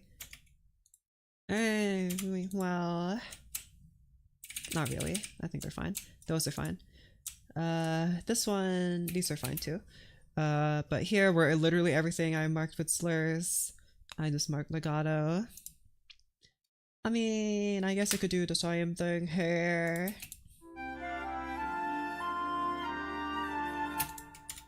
You know what? Whatever. The whole piece is being played very legato, so might as well just save the ink, I guess. There you go. And then here it doesn't have to be legato anymore because it's chords.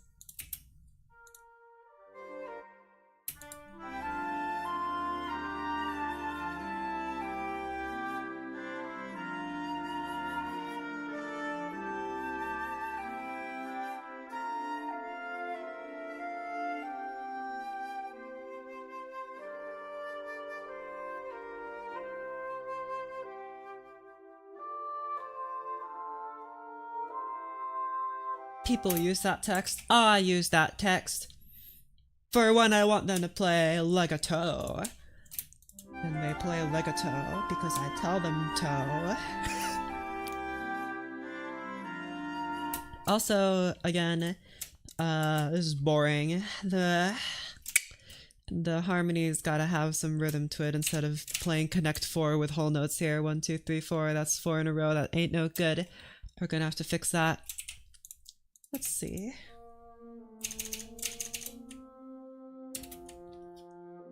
Hold on. No. See if my friends are hopping on. No, they're not doing much. Okay.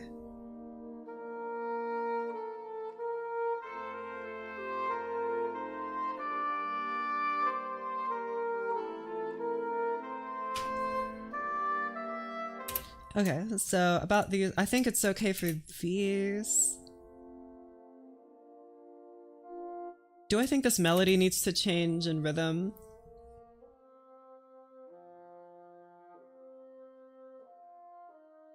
It is very focused on the quarter note beats, but it's very stately. In my opinion, it's a very stately melody. Like, that's why I named it such. I named it Early Morning Castle. That's what the piece is called, because it kind of reminded me of something very royal. So I think having these here is okay. It definitely needs to be, like, elaborated on. That's why I have all this here. And maybe in this melody I could have it elaborate more.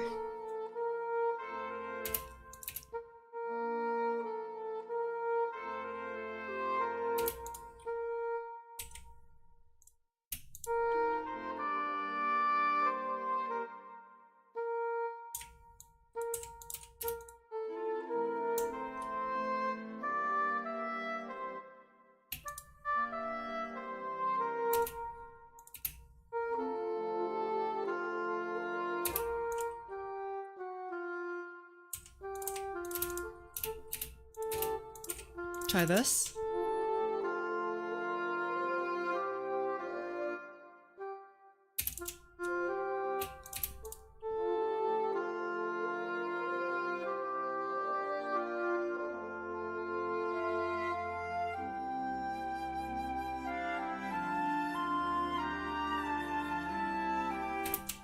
feel like you need to be doubled with something. Try this. And also you need to shush. Shut up.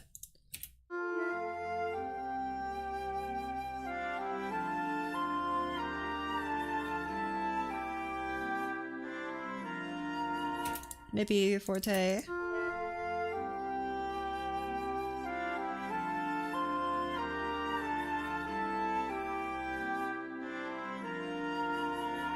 I don't know if I like that very much. It says the flute has a very thin quality here. Might be better supported by another instrument, but for now, I'm actually just gonna leave it like that. Let's listen back to this melody here that I changed the rhythm of.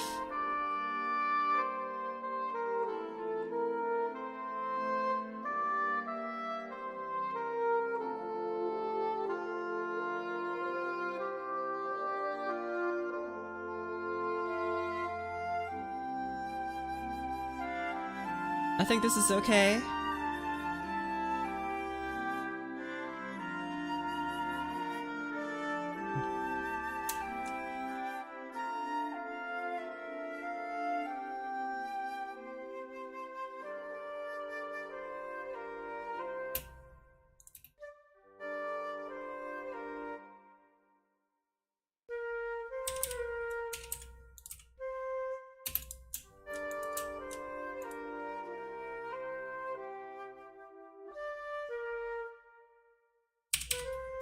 I like this better.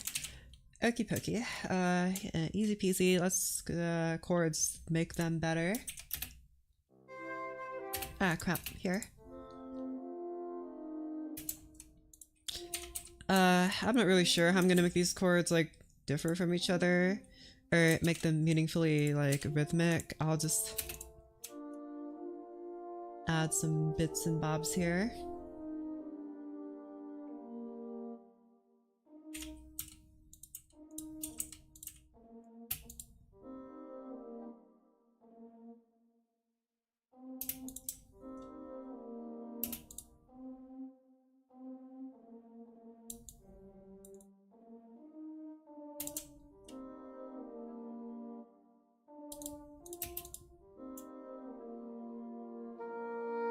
I don't know if having this F here is any good. I'll just keep it here.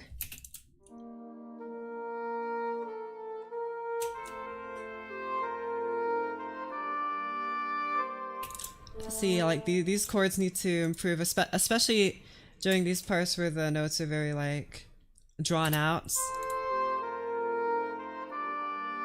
It just sounds very empty if the harmony isn't doing anything. It's not like having like a ball or anything, just kind of sitting there, twiddling its thumbs.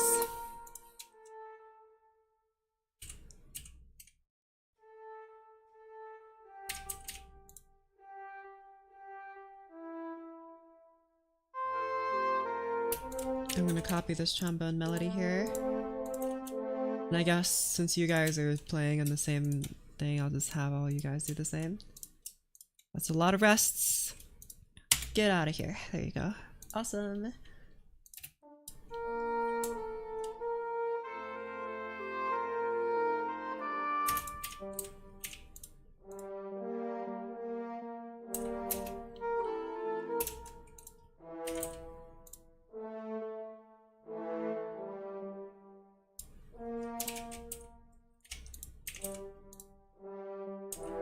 I guess you're also playing part of the harmony now.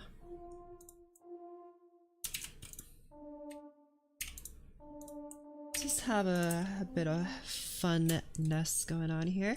The bassoon's playing the bass here, so I think it's okay to just kind of go wild with these chords, having a bit of a time here.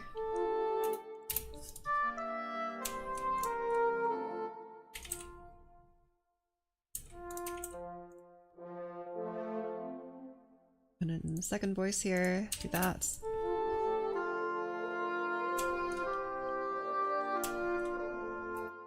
I don't know what the heck goes on here. It's like something changes here. I guess I could have this.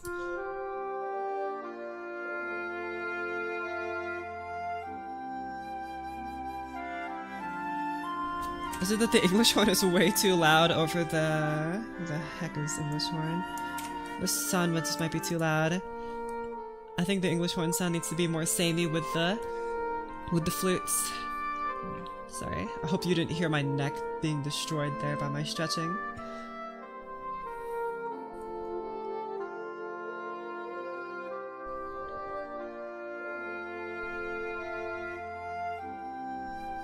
That feels a bit better.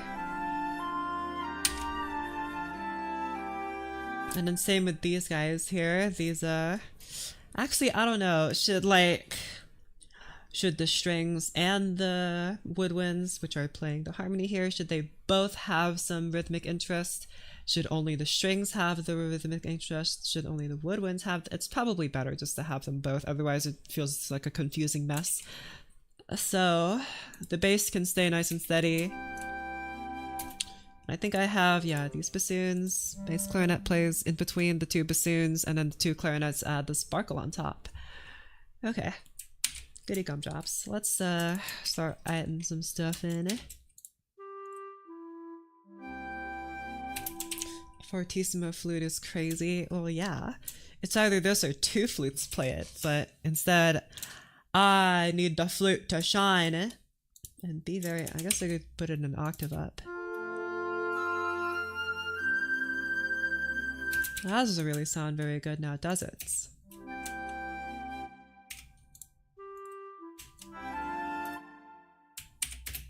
And I guess you're the third voice of this three-part harmony here. And therefore, you get all the cool bits and bobs happening to your harmony.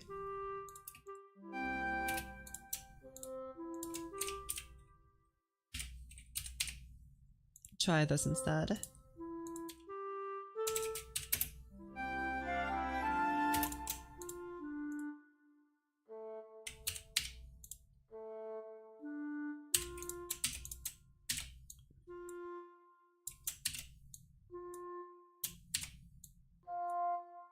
High bassoon part, you can put a tenor clef so it's less ungainly to read for the player. Okay. I'll do that later, and you'll have to remind me, but the reason I'm keeping it in bass clef now is because I can read bass clef. I cannot read tenor clef, unfortunately, but yeah, and like a published version, I'll do that, but for now, I'll keep it there.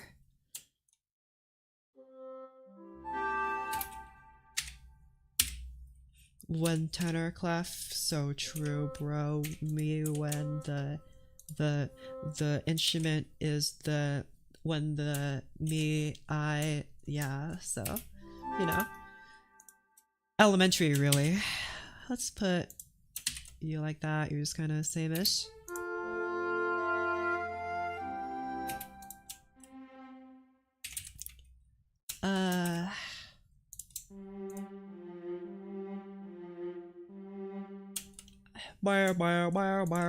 It's an alarm. I'll do the same thing here. Oh, oopsies, like that.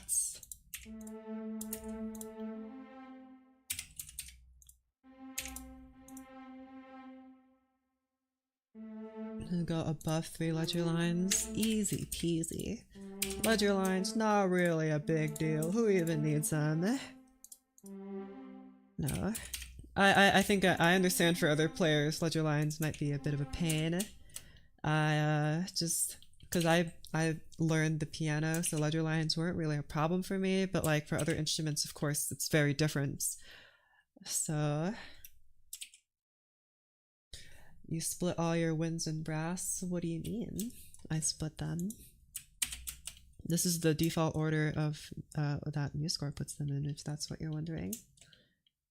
The orchestral order.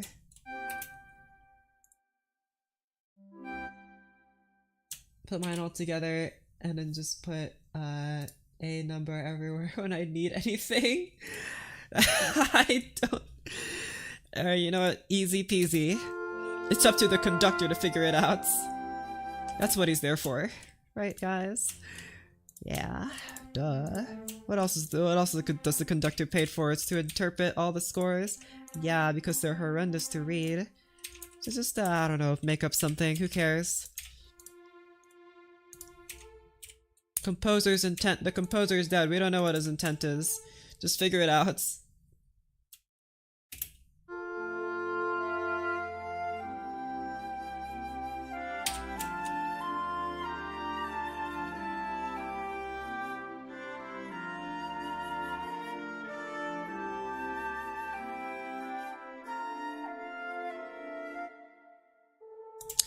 The brass needs to continue this pattern.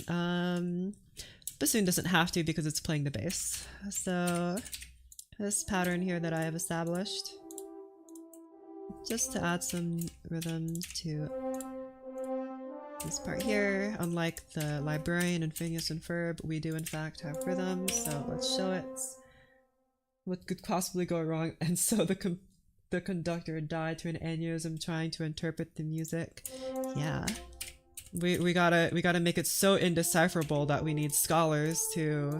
It's like a really old philosopher, right? We need to write super confusing so that people in the future will think, wow, this person was so smart, and since they're so smart, their texts are hard to read, and therefore we need to focus more time and effort on interpreting the work.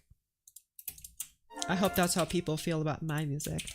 I make it so indecipherable that they first get frustrated, but then 100 years in the future, they're like, wow, this is actually super duper genius. I always this is like kind of a tangent, but I've always kind of wondered, like, if somebody finds my music, or if somebody conducts my music, like this is a very hypothetical scenario where multiple different people are conducting and interpreting my music, right? And since I'm still like they would be performing it during my lifetime, and I wonder like if I scrolled into the comments of a performance like on YouTube, if there's a performance of my work by some conductor whom I don't know, and then all the comments would be like, this is not what the composer intended, and if I could actually just go in and say, nope, I actually did intend this, read my score better, idiot. I think that would be such a great move. And I've always wanted to see if I could try and do something like that, but I think that would be incredible. And like they could get the scoop on what I really want. I wonder if Leonard Bernstein did something like that. Write something so confusing that the footnotes will say that those trying to figure out what we wrote will have no clue what we're on about. Gatekeeping on another level, true. No, I can't see why I would like oppose interpretations that aren't like my music. It's not like my music is super emotionally charged or anything. It's not like, you know, like the Baksha Khan where I wrote this for like a dead relative or something. It's not like it's super emotionally charged, and for some things it might be, but even then I might be like, whatever. It's not like I recorded it, okay? If I recorded it, then you have my interpretation, but this is just a bunch of ink on a page, you know? It's like, I mean, I guess I'll like go back to reading. Like, you can kind of understand what the author was thinking when they wrote it, but you're going to have your own interpretation of it. And I guess your interpretation could be not what the author thinks, and then therefore be objectively wrong, but it could be subjectively true. And at the end of the day, isn't subjectively true all that matters? So, artistically, though, I should say, subjectively true artistically.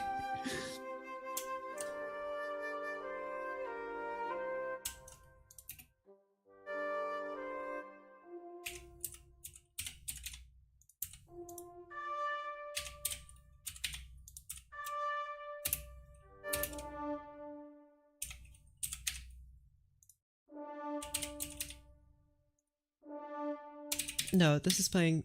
That's not playing the bass note. Try like this.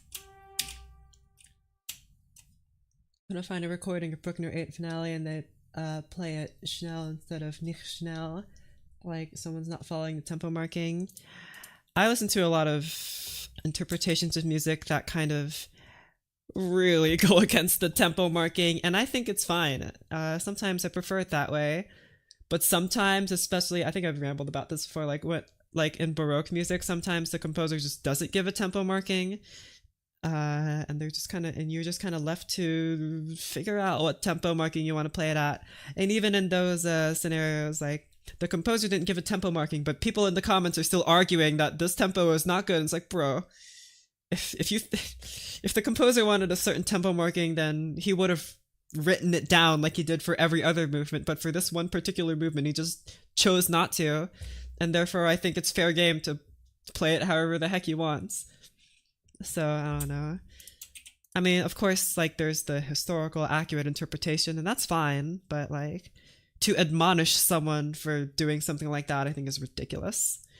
I think it's admirable if you want to play it exactly how the composer wanted it to be, but if you play it differently, that's, I find it harder to find reason to criticize that.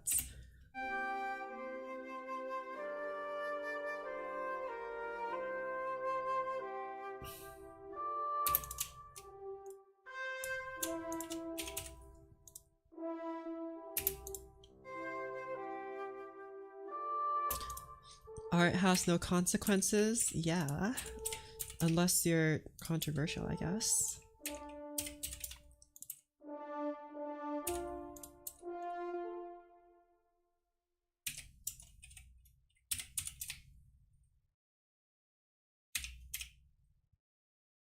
Hold on, I'm fiddling with my keybinds here and getting it all wrong. No, no, no, no, no, no. Man, I really wish I had a number pad at times like these. I'm just kind of... No, no, no, no. There you go. Better. Oh my gosh, it took so long. And then this would probably fade out to another thingy. And the bass is being played here by this E. And so I'll have you guys do that.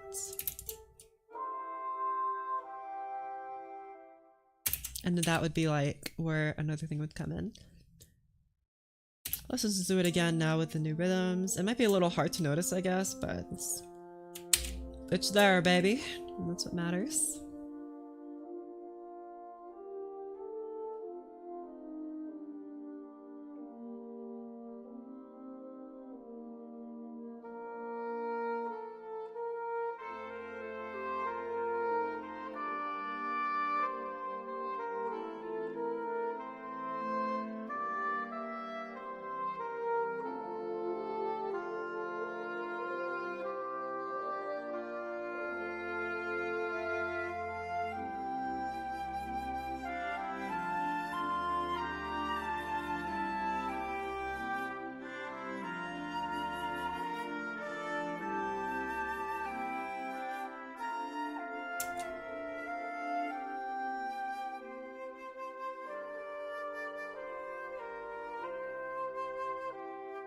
I think this needs to be this bassoon part needs to be a tiny bit louder.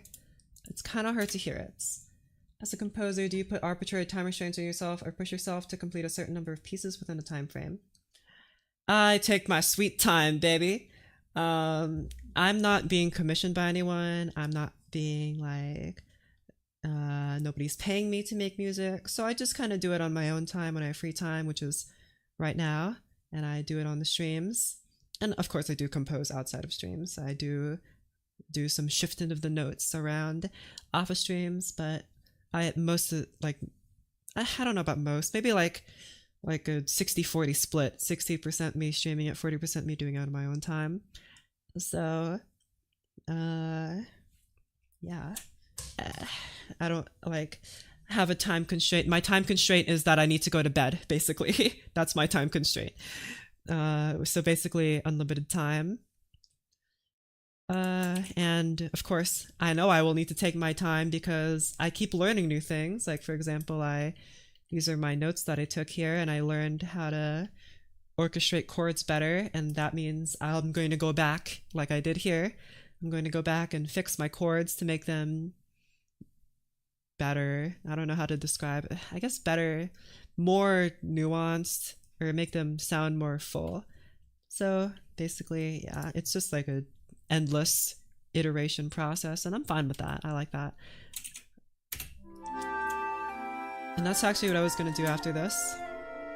Just move on to my next piece that needs some rearranging of chords.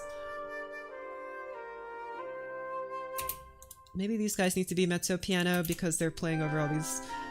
I mean, because brass instruments at these piano volumes are better, or they do blend better with woodwinds at piano volumes, but since these guys are so resonant in the high end, I think the low end needs to compensate for that by increasing volume.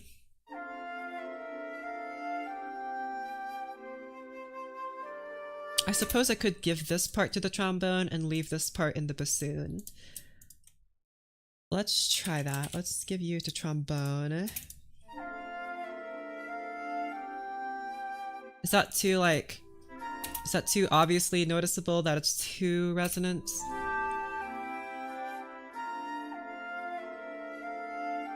Not really. Oh, like I said, I think I need this to be easier to hear, so I'll boost you to mezzo piano.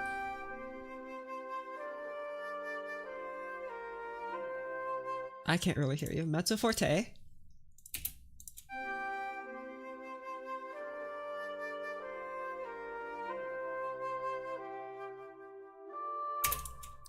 Stop playing.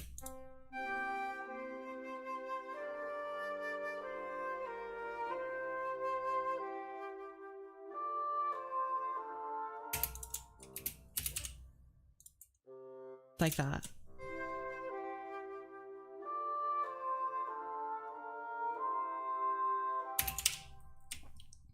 Kind of think in the original here I have a tiny little flute ditty here to add a bit of color. Like that.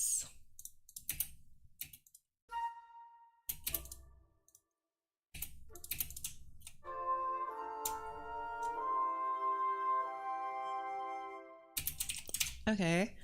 And of course, this is the original that I wrote that I'm rearranging, and it's mine. I'm not orchestrating someone else's work. I've never done that, actually, although that might be good practice, but I haven't done that before.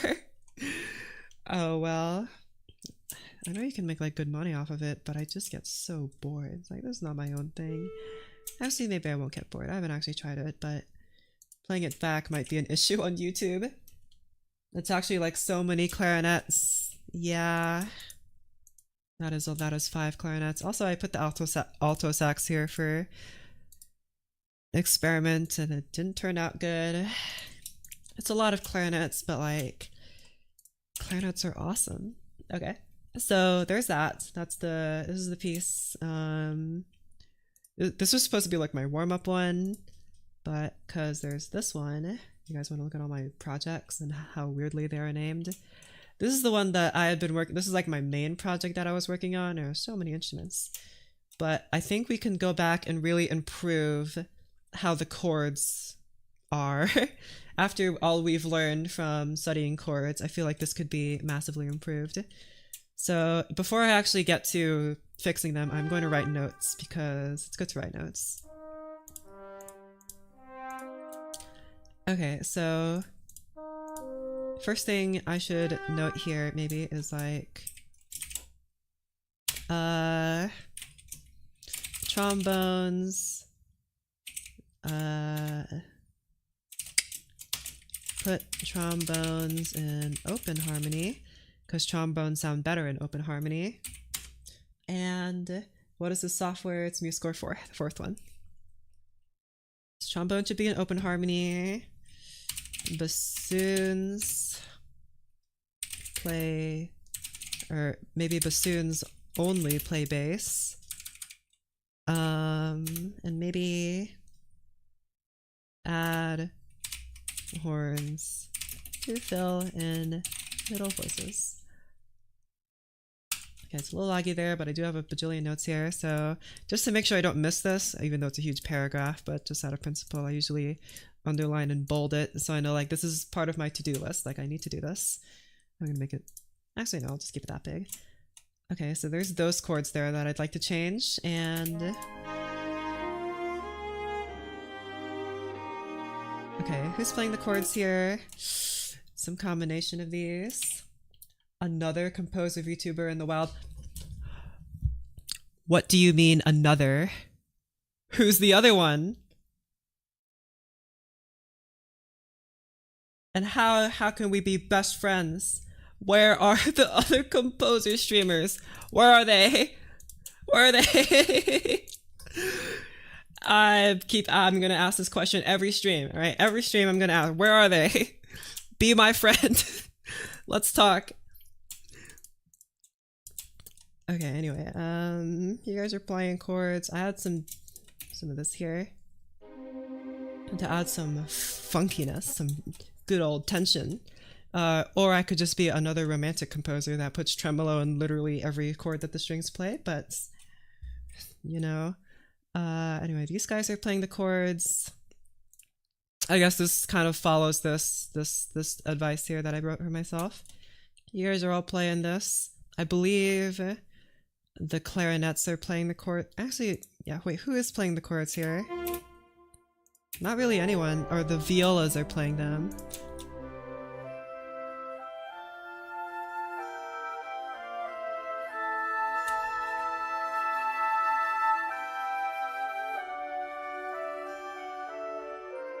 Yeah, because all the guys are being taken up here, and this is why I need so many clarinets.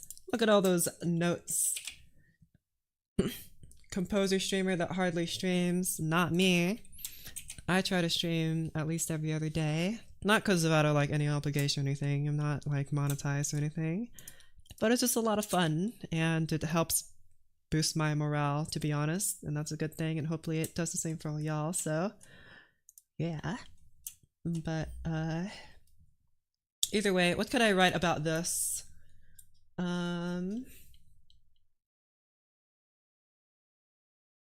could I write about this that I could help to improve this? The woodwinds are already kind of taken up. I do have 3 clarinets here to work with, and there is this bassoon here that's kind of empty. These bassoon parts are kind of empty. I could add some stuff in. I mean, I don't have to. I could just have the violins only play this and then have that be in stark contrast with, like, okay, I think I'll keep that actually, because all these, like, the melodies and then like 5 woodwinds and the counter melodies and another one. So just to balance out the large amount of woodwinds, we'll balance them out with a bunch of strings. So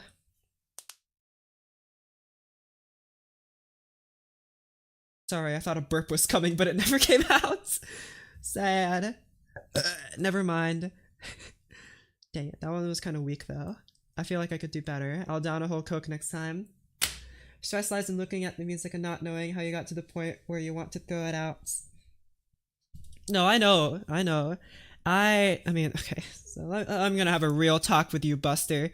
This is real talk time, no. I just have to ramble about something. So, like, I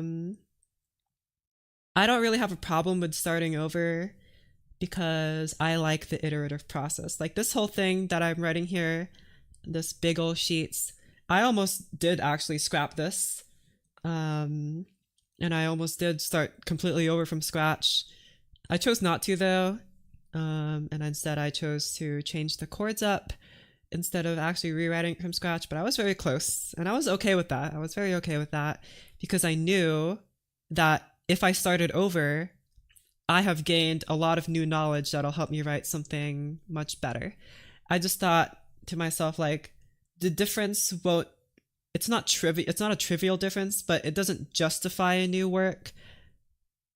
But it would be okay if I stood, like, try again. Because, like, of course, even if you start over, you know, and it's important before you just start over completely. Like, even if you write down absolute trash and you hate it, but you think there's something there, it's not good to just throw it out and start all over. You got to identify, and you really have to identify what you think you did wrong. Otherwise, you're just going to fall into the same mistake again. So the thing I identified here that I didn't like is that I think the melody's okay. I think they're great. The harmonies are okay. The chords need improvements. So the chords really need to be shifted around. But other than that, I think it's okay. And then here, I'll write another note for myself. Again, bassoons, bassoonums, play. Ah, crap! I cannot type bass notes.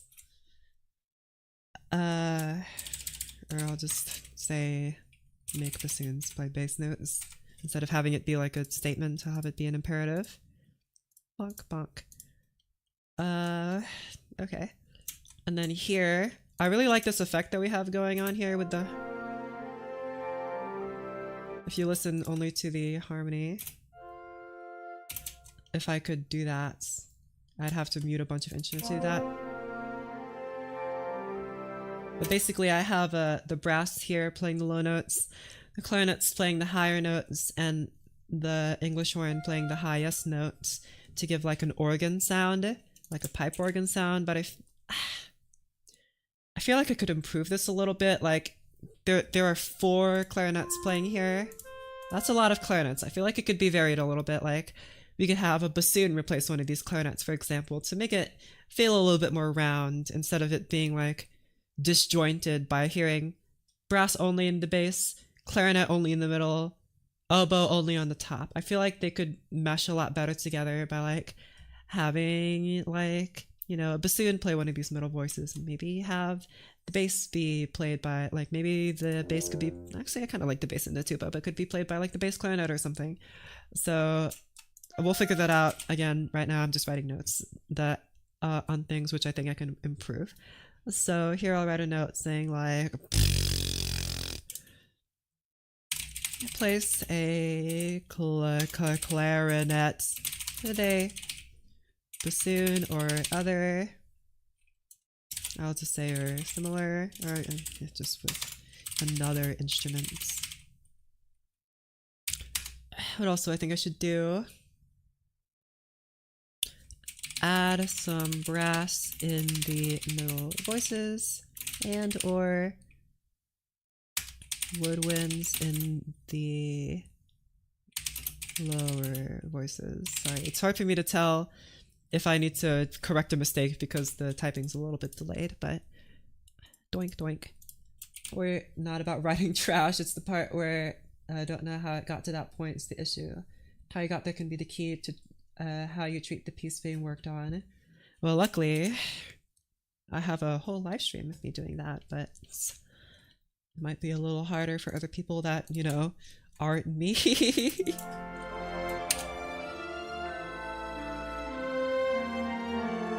Here, this is just an extension of this, I think. It's just that more brass instruments are filling in the middle voices, so they were doing that here, but I feel like they could also do that here to make it sound more full and not so thin.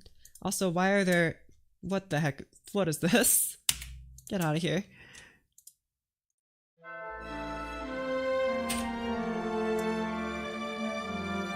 Like, I think this melody sounds just fine.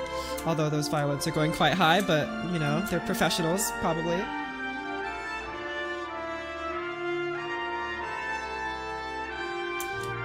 And here there aren't really chords.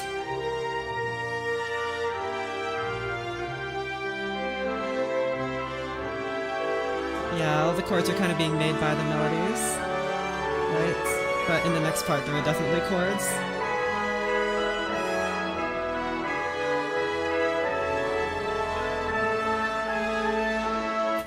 Although I will write, I think I need to improve the timpani parts. And I don't know how I'm going to do that, but I think this is just really... This is really hollow. I just kind of wrote this in because I didn't have a very good understanding of timpani, and I still don't have a very good understanding of timpani. It's something I'd like to improve. I feel like the timpani writing here could really stand out, but I don't know how, and I'm just gonna mark that real quick. Just it's part of my to-do list. Improve timpani part. And then when I learn more about what I could do better for timpani, I'll write down exactly what I think is wrong here. Could possibly give advice.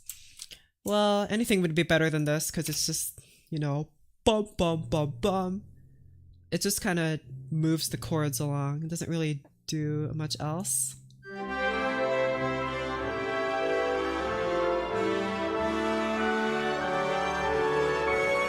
you go.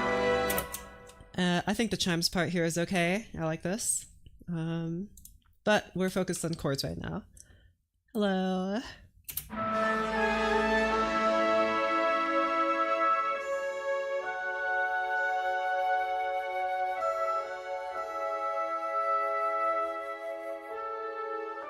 Okay, there are lots and lots of chords going on here as evidenced by all the notes. So what could I do here? This is being played by trombone, clarinets. I like this actually, the trombone sneaking in there with the clarinets. Although I think it could be a bit better instead if I have a double brass and not woodwind parts. Woodwind parts. Yeah. Instead of having, like, you know, have the, because this is something I learned, don't have the brass as one part of the, like, don't have the brass as some voices and the woodwinds as some other voices. It's much better if they mesh together instead of having them be separate. It's better if they mesh together. So I'll write here double brass and woodwind parts so that they play similar things. I could double like a clarinet or two with some trombones or horns, maybe even trumpet, but I think trumpet might be a bit too resonant.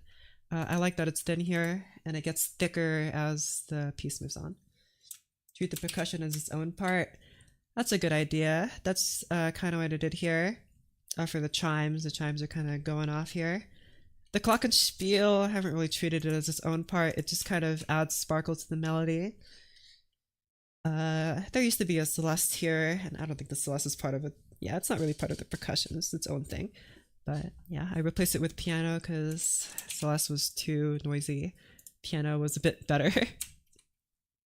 Okay, and let's go back here.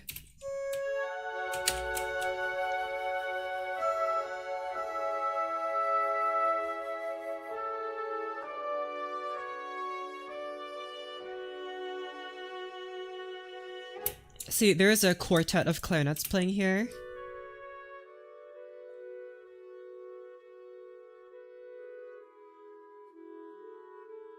Notice that the B-flat clarinet and the E-flat clarinet are kind of alternating, but they're playing more or less the same notes. And this is something I stole directly from Holst because I don't care. I think it sounds okay. The thing is, having a quartet of clarinets like this be the only part of the harmony besides a bit of like brass here sounds really thin, don't you think? It sounds really thin. I think this could be improved by add more brass parts. I'll just write that there. Just so it feels a bit rounder, or actually, you know, more accurately replace or double clarinet parts so that we don't have a clarinet quartet here. Like a horn quartet sounds fine, but like a clarinet quartet sounds a little iffy. If it's not, I mean, it doesn't sound iffy. It sounds fine, but when we have the entire orchestra at our disposal, there is definitely room for improvement here. So maybe I'll replace one of these with a bassoon, maybe, or like a low flute, like a alto flute or something, bass flute. Who knows? We'll see.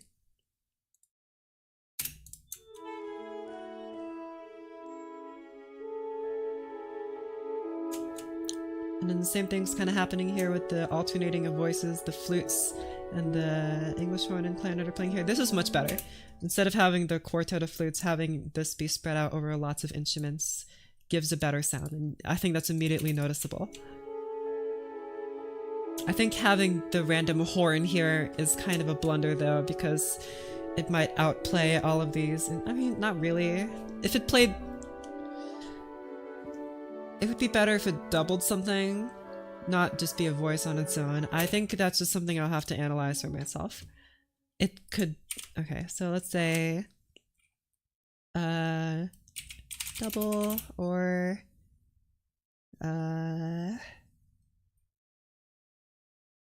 double or move this horn parts. There you go. Bop bop.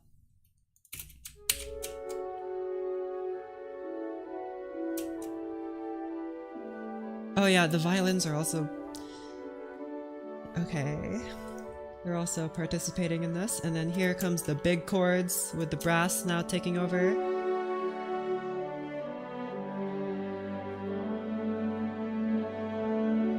Brass taking over, and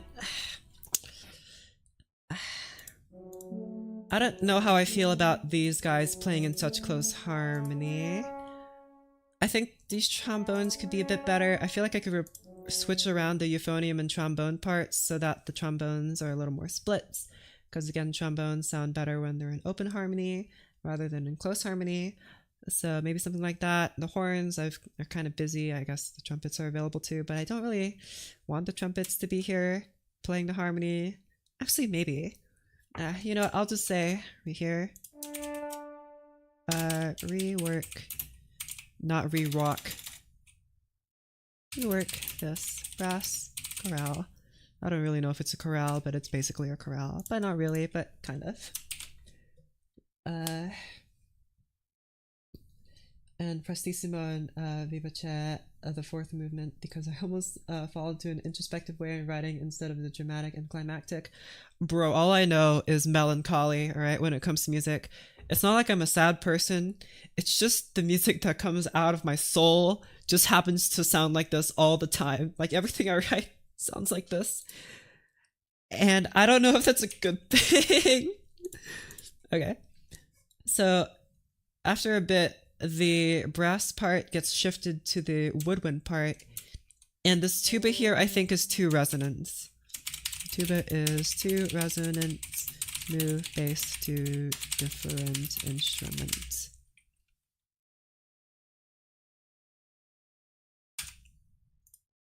Just out of like principle, right? I feel like this should move somewhere else. Maybe just remove it because the contrabass is playing something. Or I guess this isn't really playing the bass anymore. Move this part to a different instruments. And I'll just do that to save space. There you go. Hey, hold on just a second. Double space. There you go. You want to double space your lines, not your sentences.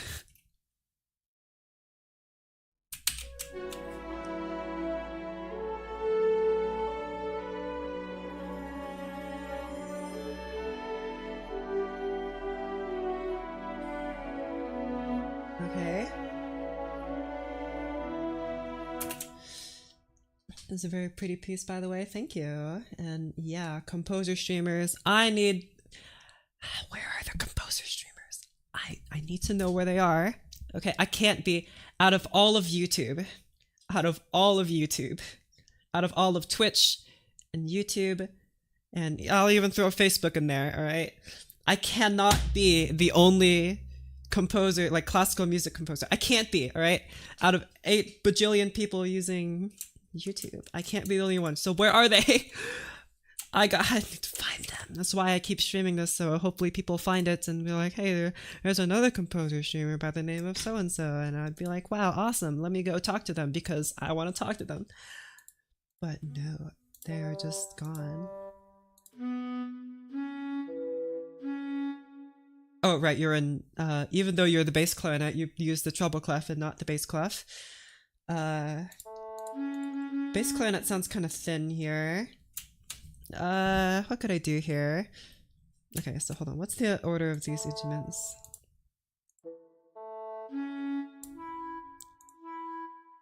Let me say, maybe, what's the wording that Mr. Rimsky-Korsakov used when he like interlocked the voices? He didn't use the word interlocking. Crossing. Maybe cross these instruments. Because right now they're playing like in their natural order register.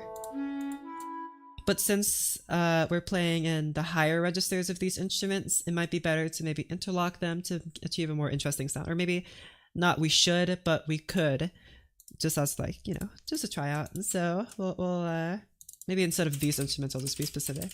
Maybe across the clarinets and the bassoons.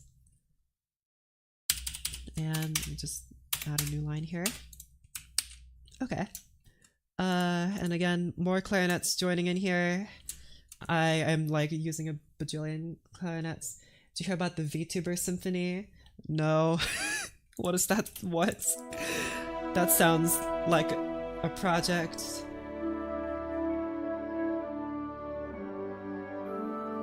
Okay, so again, this could definitely be improved here. I think, well, let's see. These 3 trombones are playing in open harmony, but I feel like this trombone, not trombine, like the combine, no, the trombone, this trombone, or maybe have this trombone play D major 3rd.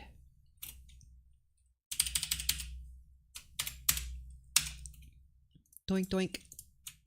Awesome. Okay, so we have that.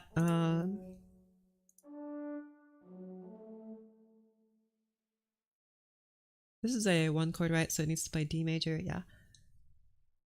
Led by Azure Sniper. I don't know who that is. You'll have to give me their email.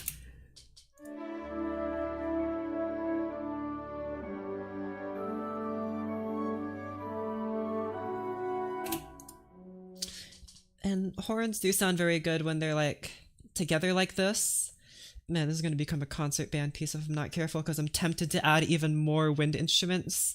Like, but I feel like I could really benefit from a 3rd trumpet here, or maybe even 6 horns.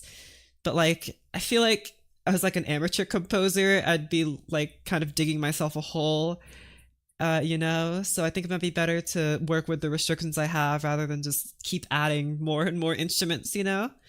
Because I could write for 500 horns, you know, Mahler style, but I think it might be just better as an amateur composer to write for less instruments just on principle. So instead I'll have it be like this.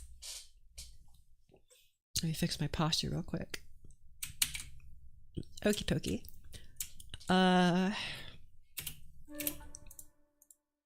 I think it's okay that these horns play these, but I think move horn parts so that they are not playing discords. Hello? Thank you. Bonk bonk. Yeah, because these guys are playing 4ths and 5ths, which are discords, lots of 4ths, lots of 5ths. It would be better if, for example, one of these voices was given to a trombone or a trumpet, or maybe even something else like up here. But anyway, that remains to be seen. You guys are playing an octave, which is okay. You guys are playing something greater than an octave, which I think is fine. Okay, and then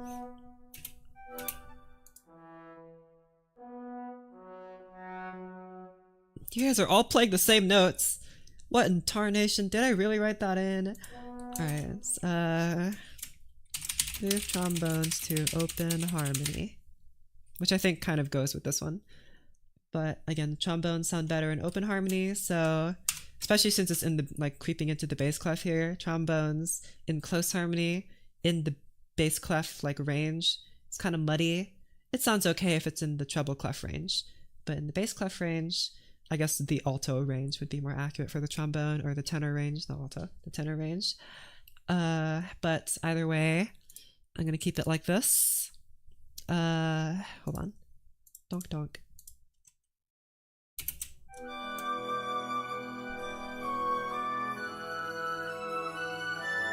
And also these guys, you guys are...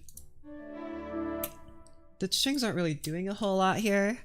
Hello?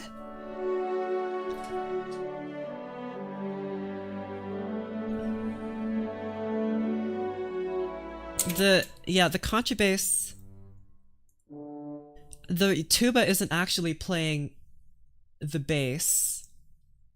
The tuba is playing a middle voice, which is, you know, I never thought I'd see the day. Move tuba part to an instrument more suited to playing middle voices. I mean, of course the tuba can play middle voices, but I think it might be better to move it to an instrument that is better at doing it, because here we're playing, these are the tuba's high notes, right? So it'll sound kind of thin. It might be better if I moved it to like a trombone or something, you know? So we'll do something like that. So I have a lot of notes here, which is good. Being specific is good. And a lot of strings playing here, which are actually playing the higher voices. The trombones aren't really doing that.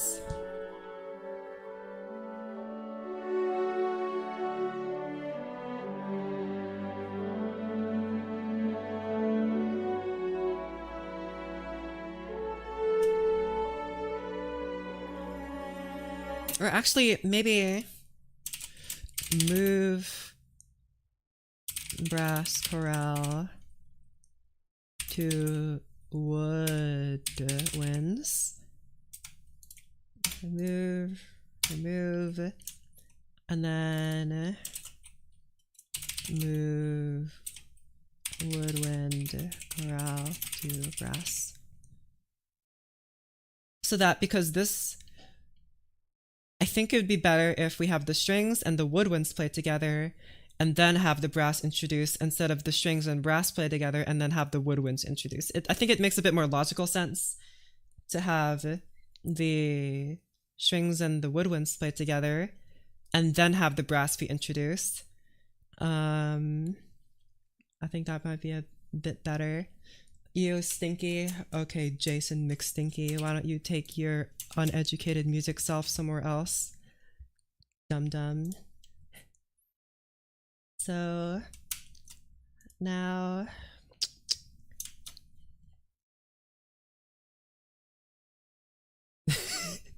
got him. Take that, Jason. The oboes aren't really doing a whole lot here. I think because you're just kind of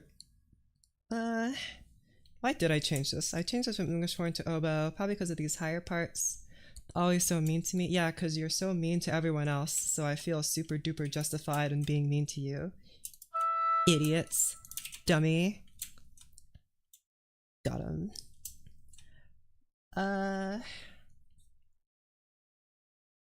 What can I do here? You guys are just playing a sparkly high notes. Should I put you in another no, not another flutes. Actually, maybe another flutes. Maybe move these clarinets to flutes. And I say move these clarinets to flutes because this clarinet is pretty close to this one, and I don't really like that because they're too similar in color. Like, well, they're too similar in color because they're literally the same instruments. If they were put on a flute, they would have similar tone color, but they would be different, and I think that would make it sound a lot more full. So I think we'll do something like that. The flutes, they're kind of busy though. But again, I'd run into that feature creep problem where I'd have like 500 flutes and a bajillion oboes, and I don't want to have that, but I might need to have that because I'm writing for so many instruments, and you know, you know, what the heck. Well, maybe. Okay, well, anyway, let's see what else I can improve here. Again, I don't like that these guys are playing discords. And again, maybe interlock these parts.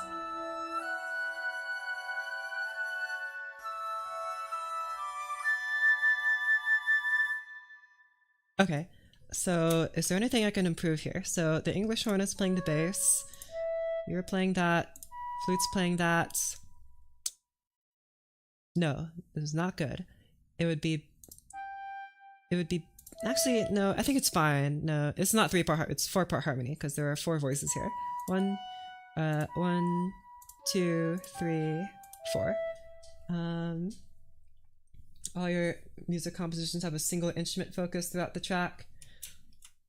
I don't know, maybe I'm subconsciously writing a concerto. That's, I don't know, maybe I just like the way it sounds. It's not really something that anyone commented on, like, in a book I read, but I'll give it some thought. Maybe I'll give it to some more different kinds of instruments. But maybe I just secretly want to write a concerto and haven't named it as thus.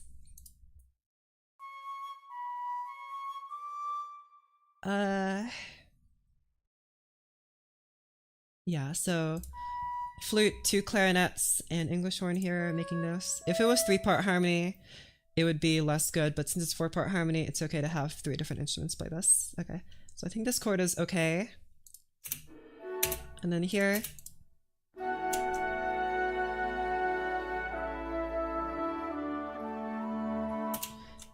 Perhaps here, why not have different sections with different instruments? I think that would be difficult. I mean, I'm trying to pass off the melodies to different instruments, but I don't know, maybe I just keep going back to winds because I like them more. I don't know.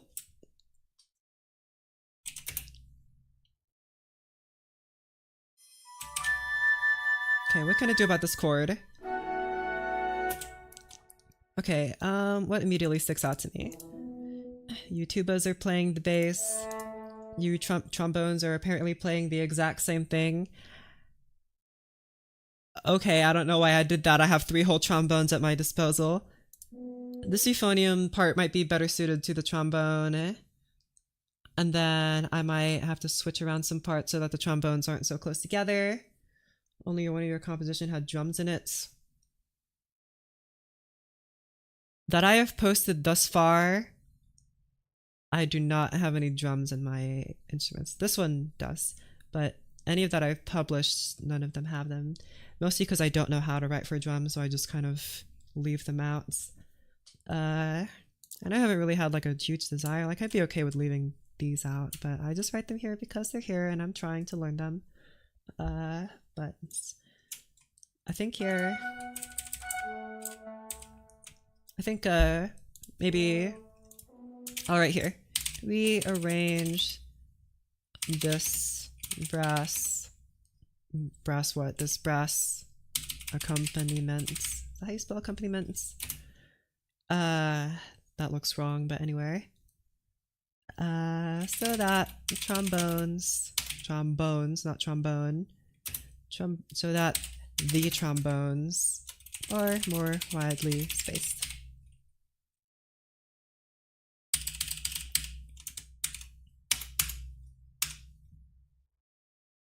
That would be better. And then I like your fangs. Thanks.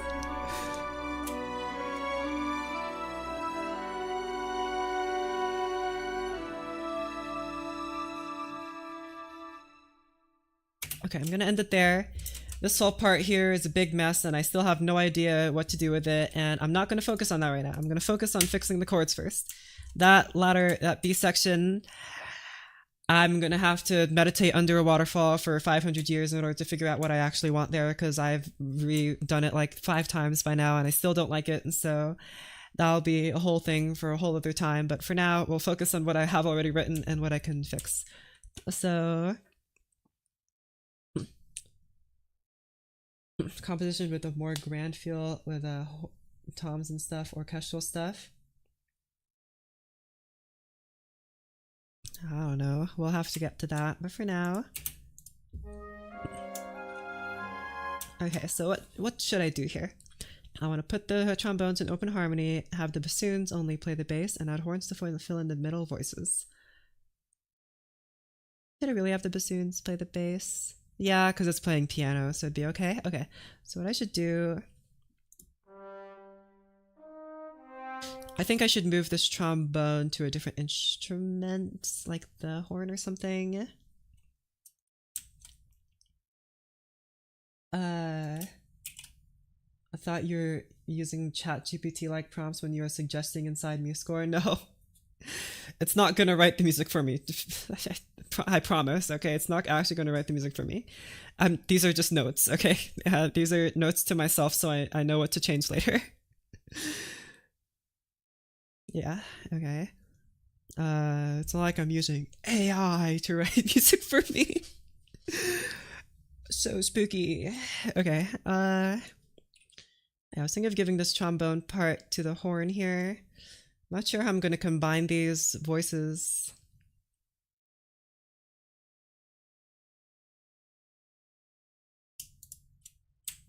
How am I going to do this?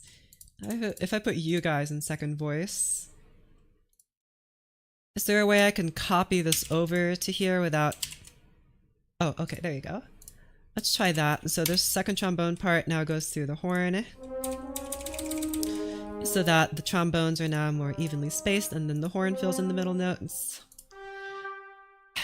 I was gonna maybe have this have a trombone fill in this trumpet here, but it's way too high, so... and B flat major for trumpet, or is it in minor? No, this is A flat major, so...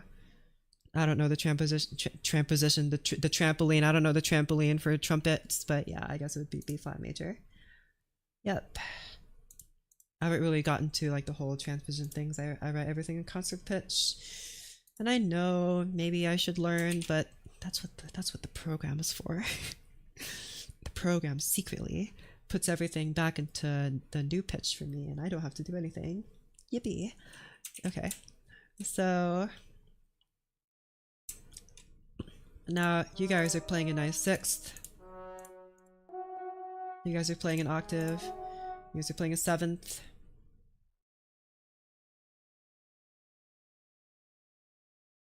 You guys playing a seventh is a little problematic because you're the same instruments. No, well, I think, what do I think? I think therefore I am. Darn it. Too many instruments playing too many things. Are you just playing what this horn is playing here? You are, you're just doubling it. Okay, I'm gonna remove you for a sec.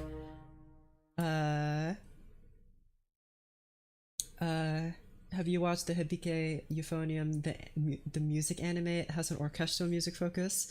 No, I don't watch anime. Did you ever have to learn counterpoint? I cry when I think about it.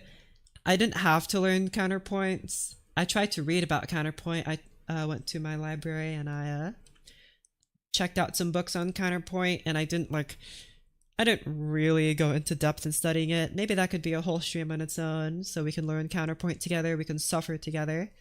But maybe counterpoint is fun. It kind of is. We could try that. We could try like looking at Grotto's ad Parnasum and see. We could work through it together. See what do we think. I was thinking of were you formerly taught in composition? No. I was formerly taught in piano performance and music theory, not composition. What is counterpoint? Counterpoint is whatever the heck Bach was doing. And all the other Baroque composers. Counterpoint is counter melody. You know what? Why am I have music. Is it good right now? What do you mean? What's good? What the rock is cooking? Here, I have the entire Art of Fugue here. Look, the whole Art of Fugue here.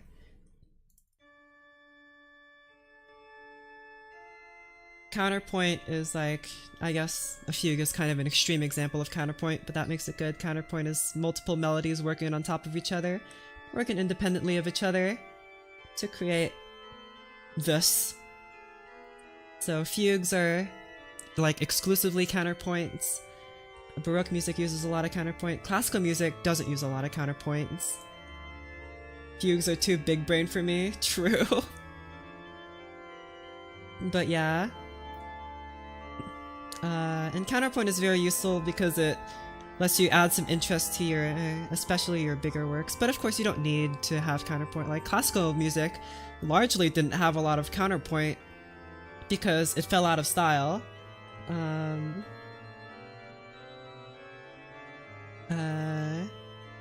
Yeah, because as far as I know, like, Baroque music was full of counterpoints and full of counter melodies, and it was very musically complex.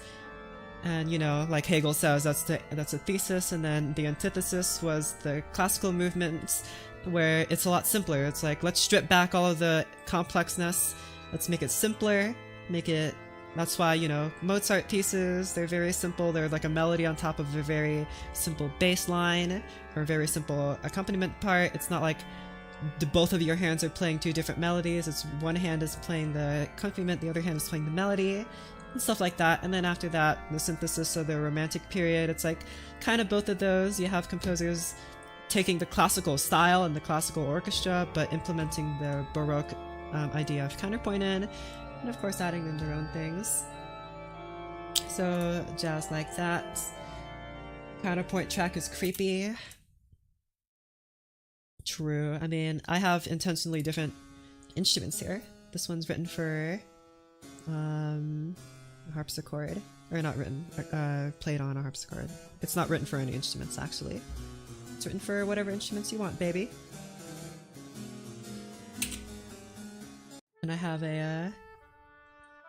some ensemble interpretations too.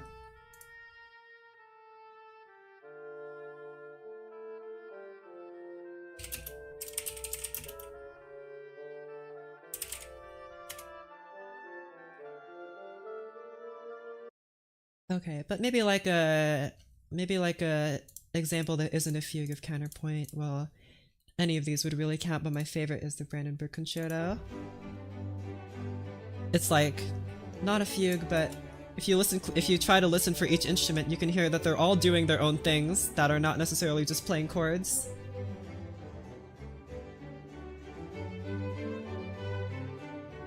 And reading the score for a Brandenburg Concerto is fascinating because, you know, it's like a playground of instruments, and they're all just like going back and forth between each other. Very cool. Like the ensemble one. Me too. I wish there were more ensemble performances.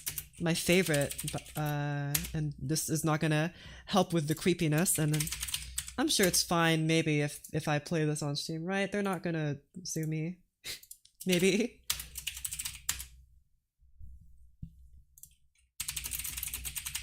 It's the one by the Netherlands Bach Society here.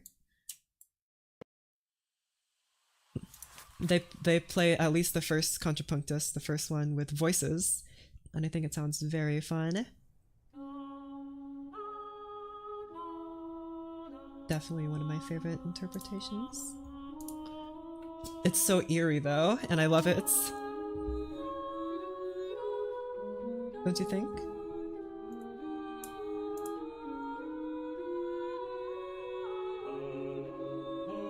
But like, I feel like this would be a great example to show to someone like what musical voices mean. Like and here you can see it's literally voices, but they're all doing different things.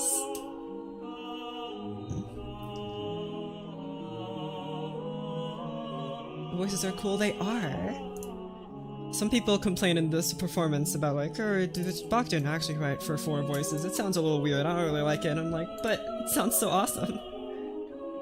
Vocals as instruments are eerie, they are. Okay, I'm not going to play too much of that, but you know, you get the idea. Okay. Anyway, back to music that I wrote. Unfortunately. I'm very sorry that we can't just react to music for an hour. Although, yeah, that would make for a very good stream.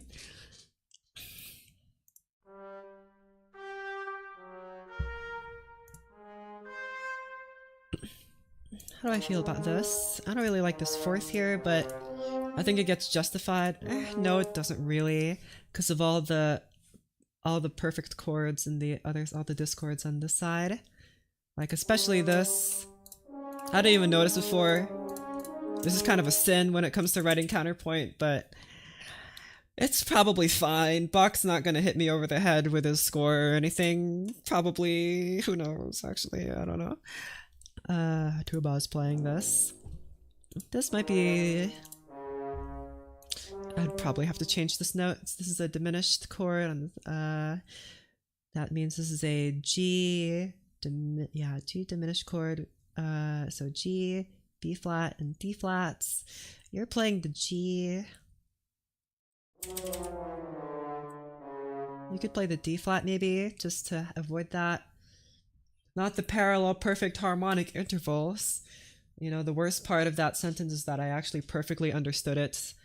I think that makes me a certified nerd.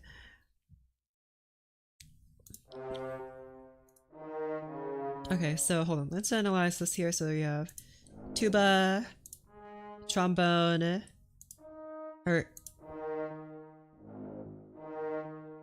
so you're playing the equivalent of this note here in the bass clef, this space here, this E. So it goes tuba, horn, trombone, and horn are... Oh wait, that's right. I forgot to delete this part. Actually, no, you guys are playing the same thing. Oh, your instruments sound like when the IT manager says you have potential for improvements. Wow. Even Bach used ascending and descending fifths about 53 times. Yeah, because it's just a good progression. You can work your way around the circle of fifths. And probably makes it super duper easy to modulate too. I haven't written anything using descending fifths, but very cool. I might have to try it out. Since you guys are literally playing the same thing.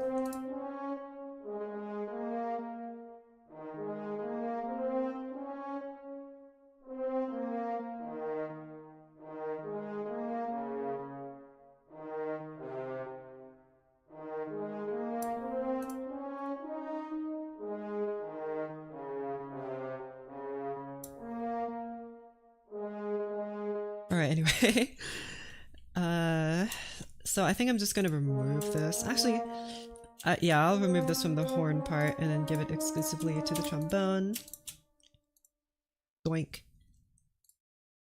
And then I'm going to remove all these extra rests. There you go. YouTube recommending this stream while I'm procrastinating my jazz class homework. What do you learn in jazz class? I ain't taken no jazz class before. That sounds awesome. Not like I've taken music class anyway. I don't take comp classes, composition. So you...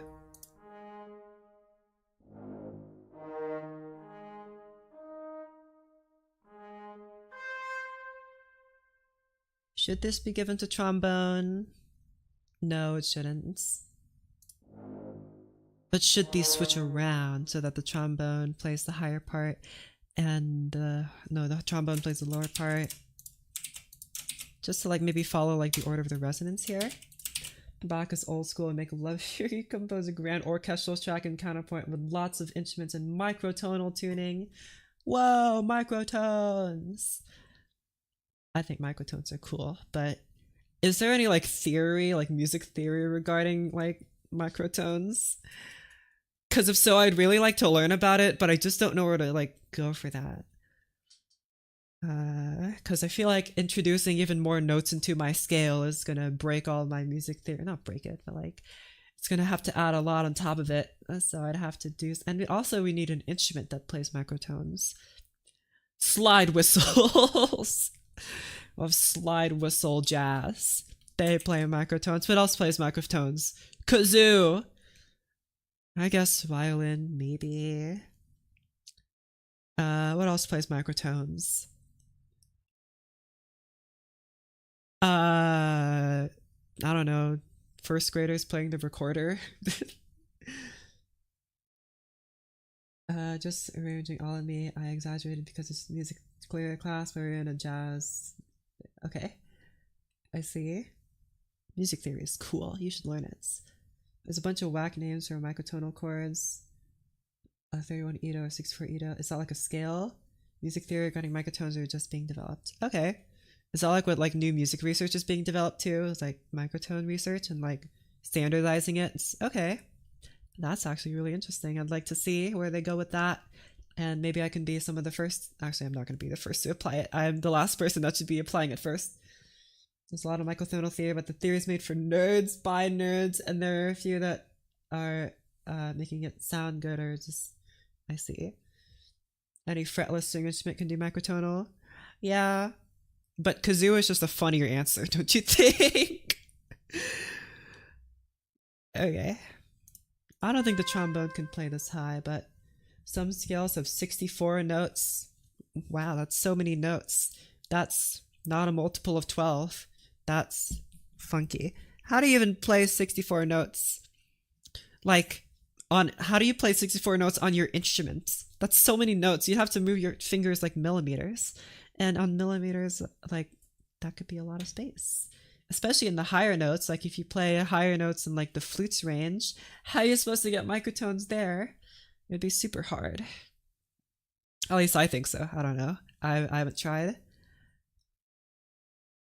Oh well. Okay. Back to this. So you're playing this. You're playing this. Should I have something double the bass here? I guess you're kind of already doing that. This major third here, not major third, this minor third here is a little dubious to me. Maybe this would be better. No, but that runs into the parallel fifth that we had before. Dang it.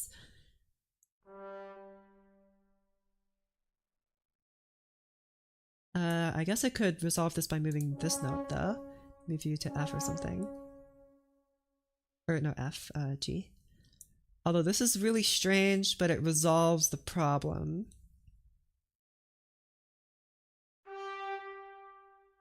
Okay. I put D back here with this. Oh, hell. Workstations come with a microtonal responsibility, and your score is also just a DAW, I guess. Yeah, it's DAW for people that prefer this, I guess, over the piano roll. And I have used the piano roll before. And I did for a very long time, actually, when I was making electronic music. But now I write classical music, so I use this.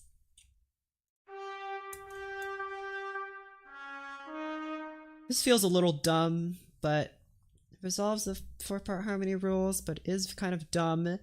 But it resolves the 4-part harmony rules, but it is dumb. There's also 4-part harmony rules, but it is dumb, and it is dumb. These theories so stupid and so dumb, and I hate it. Anyway, I think I'm just gonna do that. Whatever, man. It is going from 7 to 1, which is basically 2 scale degrees apart. So I guess we're just gonna do that instead. Don't know how to read music. Make electronic music again. Maybe. I don't really have any ideas for it though. I'd have to get back into listening to electronic music as a thing. I made electronic music because I listened to electronic music. Mostly because of like, I was playing a lot of computer games growing up, so I listened to a lot of electronic music just because that's the music that I would play. But now that I like choose my own music and stuff that I listen to, I write classical music and stuff now. And I also listen to country music, so maybe I should start writing that. But I don't have a band with whom I can play all those, so very sad. I can't do that, otherwise I totally would. Basic microtonal thing is adding one note after another, and that makes it not even. They decide what is good based on what microtones are there. Are the useful / interesting, or just sounds good? The quote just sounds good part, I don't buy that. I mean, obviously it just sounds good, but like that's not what theory is. Theory isn't just what sounds good. Theory is why it sounds good and how to continue making it sound good. So that's probably what is being developed. But I see what you mean. Like there's very little in terms of standardized theory on it. It's just like, we'll write it because it's something. Country music has vocals, I guess. Yeah, and it has drum. No, it doesn't have drums. Some of it has like a snare drum, but with brushes, but like and a washboard. That's not really drums. It has like steel guitar and upright bass and acoustic guitar and sometimes electric guitar if you're weird, and a lot of yodeling. I learned to yodel just for that. Are you a pianist? I am a pianist, or I was a pianist. I no longer study piano. Formally, that is. So, music is the science of sound. Maybe. They know why they're crazy. Fair enough. That seems to be the consensus with new research in any field. Would you play the hammer piano from the hammer piano guy from YouTube? What do you mean the hammer piano guy? Is that like a tack piano? What the heck is a hammer piano? Isn't all piano music a hammer piano, or is it an actual piano hammer piano? What do you mean the hammer piano guy?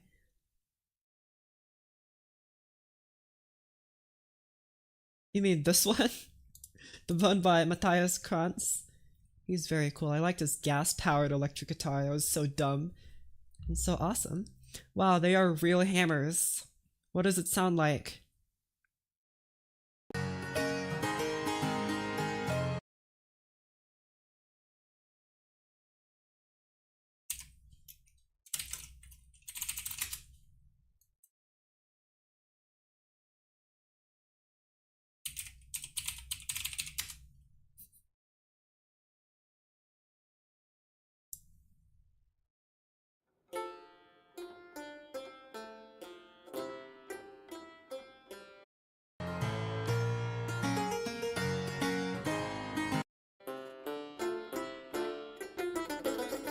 Okay, cool. Looks like we reinvented the clavichord. Awesome. Just really dumbly. Learn to compose classical music on your own. Kind of. Basically, by on your own. Not necessarily like there are other people here guiding me that know much more than I do about certain instruments. Like, I don't know. When I started, I didn't know what the heck a trumpet was. I didn't even know what a euphonium was, all right? I knew what a trumpet was, but like I didn't know what a euphonium was. I didn't know there are different ranges where instruments sound best, because I came from the piano where basically all the notes sound good and stuff like that. And but I'm not formally trained. I'd say I'm not formally trained. Figured bass too. Yeah, look at those bass numbers. You could write like the ABC notation. That's also fine. I personally learned figured bass, so I use figured bass. But if you want to use ABC notation, that's fine too. Okay. Anyway, blah blah blah. Science, science, science. It makes sense to my brain. Fair enough. And that's all that matters. It's my notes. If you write your own notes, go use whatever you want. You can use like the guitar tab notation, like G major over C or something, you know?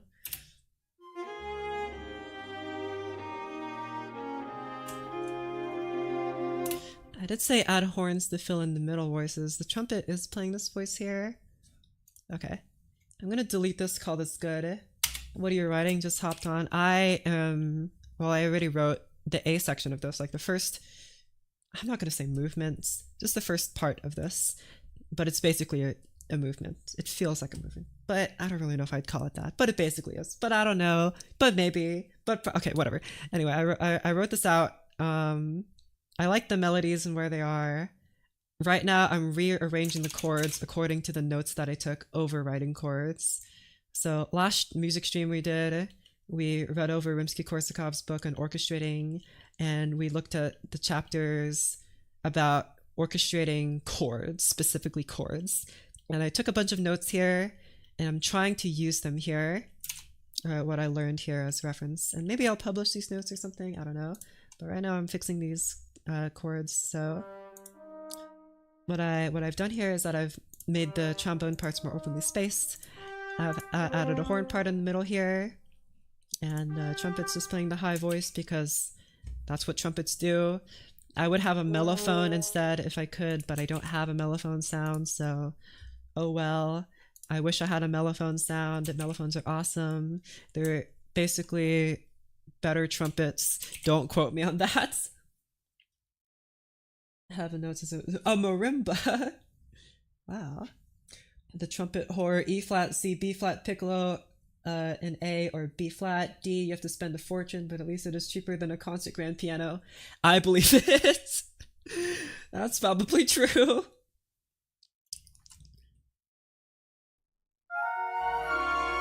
Let's listen to the accompaniment only.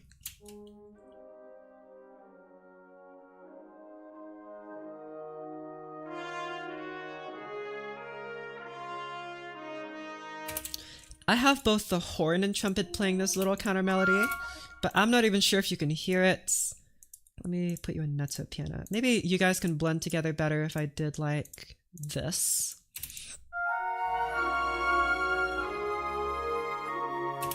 No, this maybe.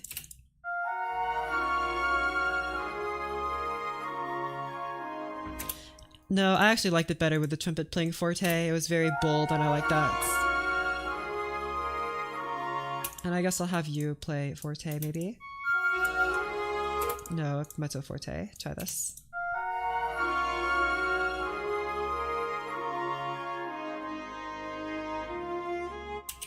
Do you have a cornet or a flugelhorn sound? Maybe a better mellow sound? I don't have any of those. I have trumpet, trombone, horn, tuba. Even for the there's no euphonium sound. I've had to use a tuba sound, which I know is just a sin for euphonium players to call it a tuba. I don't know if that's really true. A euphonium is adjacent to a tenor tuba, but either way, I would much prefer to have a euphonium sound than just use a tuba sound again, you know what I mean? Tuba 2, yeah, the second tuba. But either way, I would really like to have at least a cornet sound. I'd really want to have a cornet sound. Mellophone sound, I can understand mellophone's a little obscure, but not cornet. Cornet's definitely not obscure. It's why in electronic music we have synth instruments. We don't care about instruments, but instruments are nice sounding though. Yeah. I mean, I prefer to have the sampled instruments, but you know, whatever floats your boat. I remember learning on MuseScore like 10 years ago and they didn't have a youth back then either. Yeah, they still don't today. Even in like the basic MIDI sounds, that like the not fancy sampled sounds, even the basic synthesized MIDI sounds, for the euphonium, they still use a tuba sound. It's the same sound. It's tragic. It's so sad. Oh well.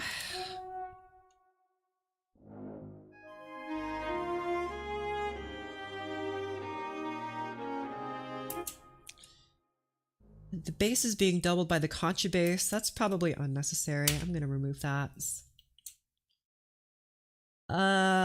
Should I do the same thing here, like move it all here? Because I think having just the strings play the bass and then having just the brass play the middle parts, the middle voices, and then having just the winds playing the higher voices feels very unbalanced. It would be better if we had just the brass play the lower and middle voices and just the woodwinds play the melody.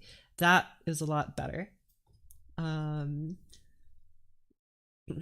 For youth mains, I know, right? It's tragic. Euphonium is such a cool instrument tool. MuseScore design flaws popular in a cool video on YouTube. Doesn't he like make MuseScore? Isn't that like his job? Is to develop MuseScore? I mean, of course there are flaws with it, being that it is notorious for crashing. I mean, it hasn't crashed for me yet. Like I've been doing this for like 3 hours now and it hasn't crashed yet, but there are occasions where it's crashed. But anytime it crashes, it's only like 1 or 2 times, maybe not even 2 times, probably only 1 time. It is kind of frustrating that it even does crash in the first place, but like, to be fair, I probably have like 30 gigabytes worth of sounds loaded just to play this stupid thing, so it sucks and it's not good, but it at least is not completely blameless, right? Have you tried Sibelius? No. You score higher him after you made the video? Nice. Your template is huge. Yeah. It's 1, 2, 3, 4, 5, 6, 7. I'll call this like 3 percussionists maybe. Or maybe 2 percussionists and 1 timpanist. So that's like 5, 6, 8, 9, 10, 11, 12, 13, 14, 15, 16, 17, 18, 19, 20, 21, 22, 23, 24, 25, 26, 27, 28, 29, 30, 31, 32. That's a lot of instruments. Oh well. And even then, like I was saying, it's like, oh, it doesn't feel like enough instruments. Really appreciate this stream. Really cool to see the process. Thank you. Just got here a few minutes ago. What instrument do you usually start with? What instrument do I usually start with? Usually I'll start by writing a melody on the horn, just because I like the way the horn sounds. The horn melody, of course, might be transferred over to a different instruments, like it might move to the oboe, it might move to the flutes. But usually I start by writing it on the horn because the horn is very versatile and it has a very mellow sound. So it's like kind of a jack of all trades kind of sound. Like it's good for basically every melody. It's just that some melodies are of course suited better to other instruments, and that's when I move them. However, I change them accordingly. Have you ever tried to work with a DAW using sample libraries? No. After I used MuseScore, I was like, I don't really need to do that, right? But of course you could do that. And it would probably be, you could fine tune the notes a bit better to make it sound more realistic, right? To add some human element to them by adding imperfections and all that, but oh well. Not layer similar sounds, otherwise it all sounds like a similar instruments. Yes and no. Because of course a big thing about the orchestra is that instruments blend together. That's a big part of why we have so many instruments, so that they can blend together. And of course, there are times where they should blend and there are times where they should not blend, and you as the composer have to decide. And of course, having them all blend all at the same time is not a good idea. Of course, like you said, it would just sound like it'll sound very brown. Like, just that average of all the colors together creates a very weird brown tone. That's not good. The brown note, as we call it in music theory. But the top of layer will all occupy a similar frequency range. True. Never felt like you had 32 layers. Yeah. But it's not like I'm using all of them at the same time, of course. Like, you see here, even though I have so many instruments, for most of the time, a lot of them are just blank. And if I did have them all playing at the same time, they'd be very noisy. And it needs to be noisy at the right time. Like, for example, here at the climax, they're almost all playing at the same time, which is suitable. But otherwise, in metal, everything is fighting to be in the mid-range. Yeah, that's cool. It's my favorite vertically challenged composer. Yep, back at it again. 3'5" composer, same height as Ben Shapiro. Back at it again with another composing stream. And this one I'm going to be expressing my sadness that I'm so short. Duh. Okay, instead of having all these slurs here, I think I'm just gonna... Actually, I'll just put legato here. And then this can also be legato. And then over here, I'm not gonna mark it as legato. I'll have it be marked as normal, but I'll just hide that so that, this is played, because I know on every entrance of an instrument, it's like the horn is entering in this part and the horn is entering in this part, even though they're not very widely separated.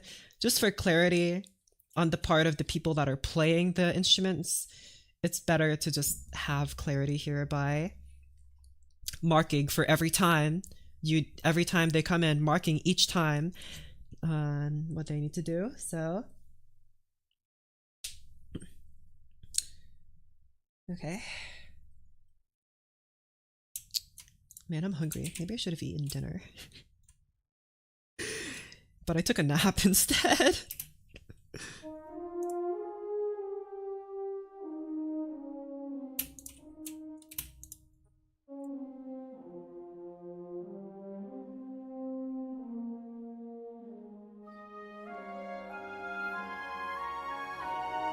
What is this instrument doubling? Oh, it's doubling the tuba. Or it was doubling the contrabass previously. This is just doubling the bass. I'm going to remove this part. I feel like it conflicts too much with these other parts. It would make it too muddy, so I'm gonna remove it. This is good enough on its own. The tuba needs to be louder though, unless maybe I accidentally nerfed the tuba volume here. No I didn't, it's just quiet. Okay, now let's have the tuba play louder. Have you play piano, and you play like the piano, I guess.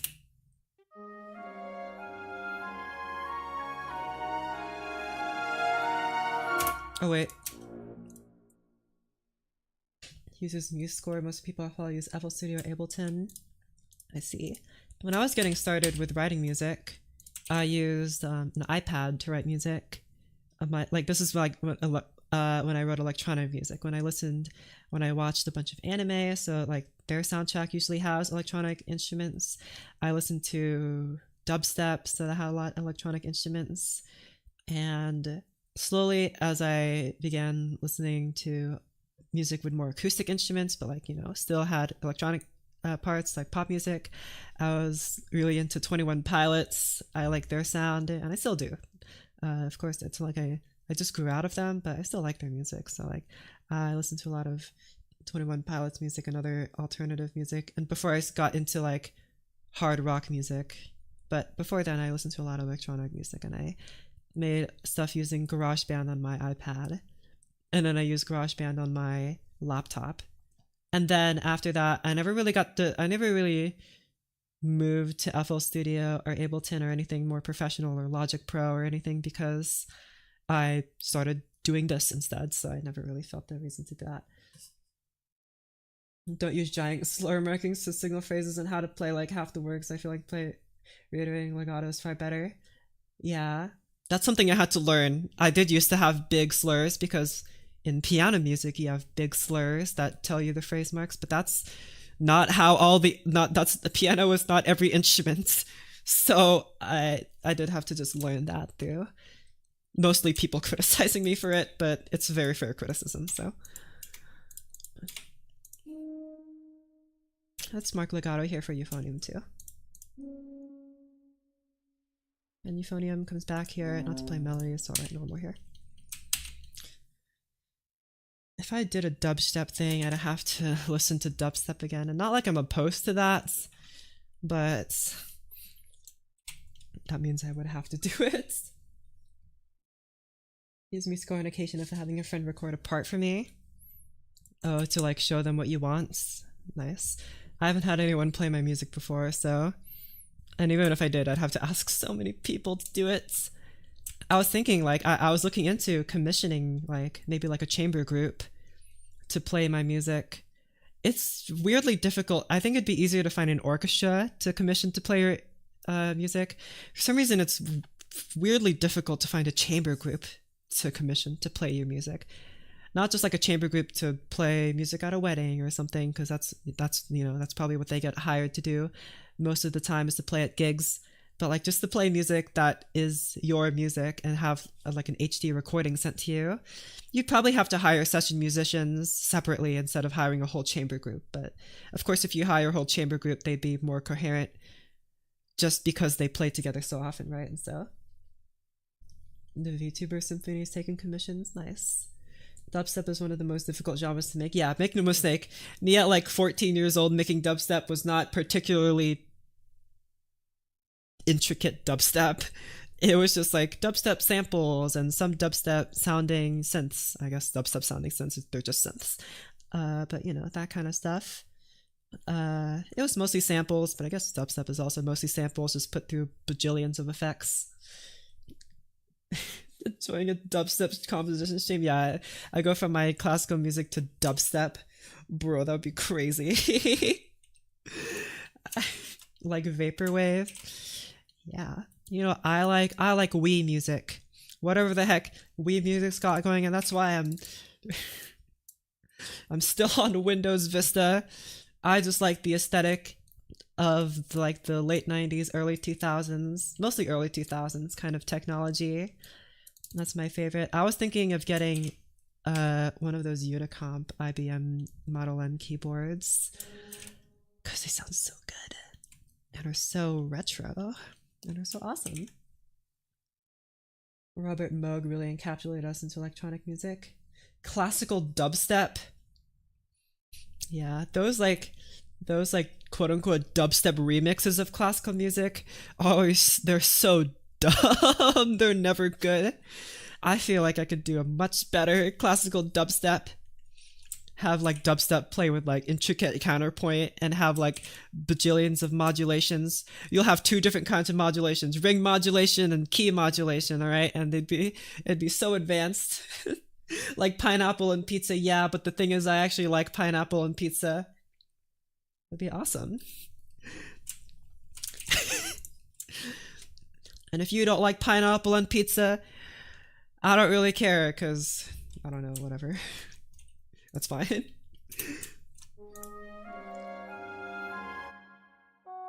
is a G flat, not a E. I mistook that.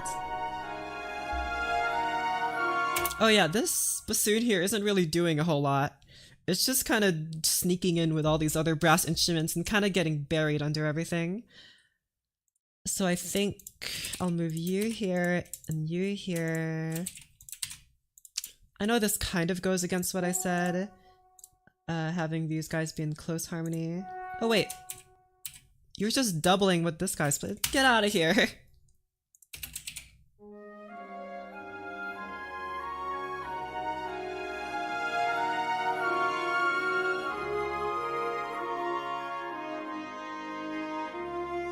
I don't like the horn playlist. I'm just gonna put that out there. But now this is difficult to hear. The horn kind of reinforced. Okay, so I'll have this but play like this. And also I see now that you should also be marked as legato. And speaking of pineapple on pizza, did you know that cheesecake was made by pounding fresh cheese with flour and honey, then baking it on a metal plate back in 5th century AD ancient Greece?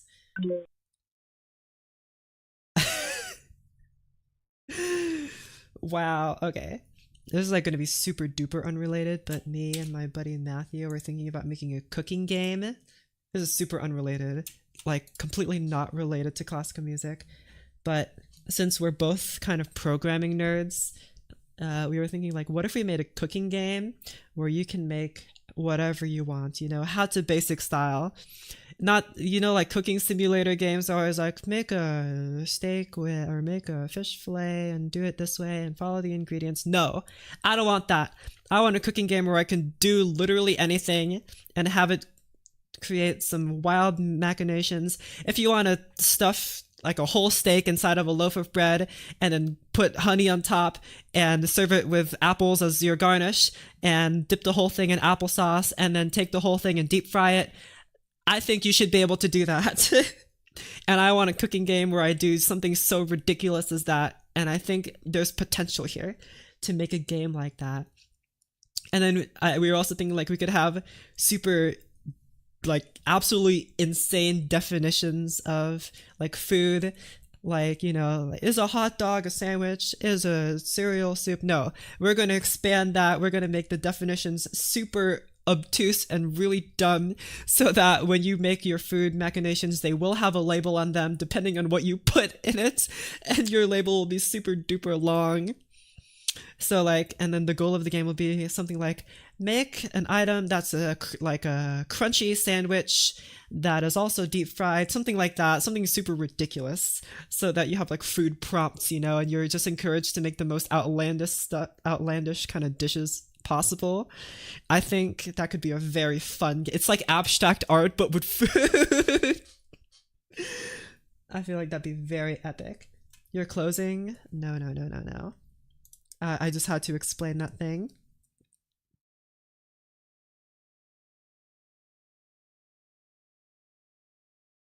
Hold on, I'm texting someone.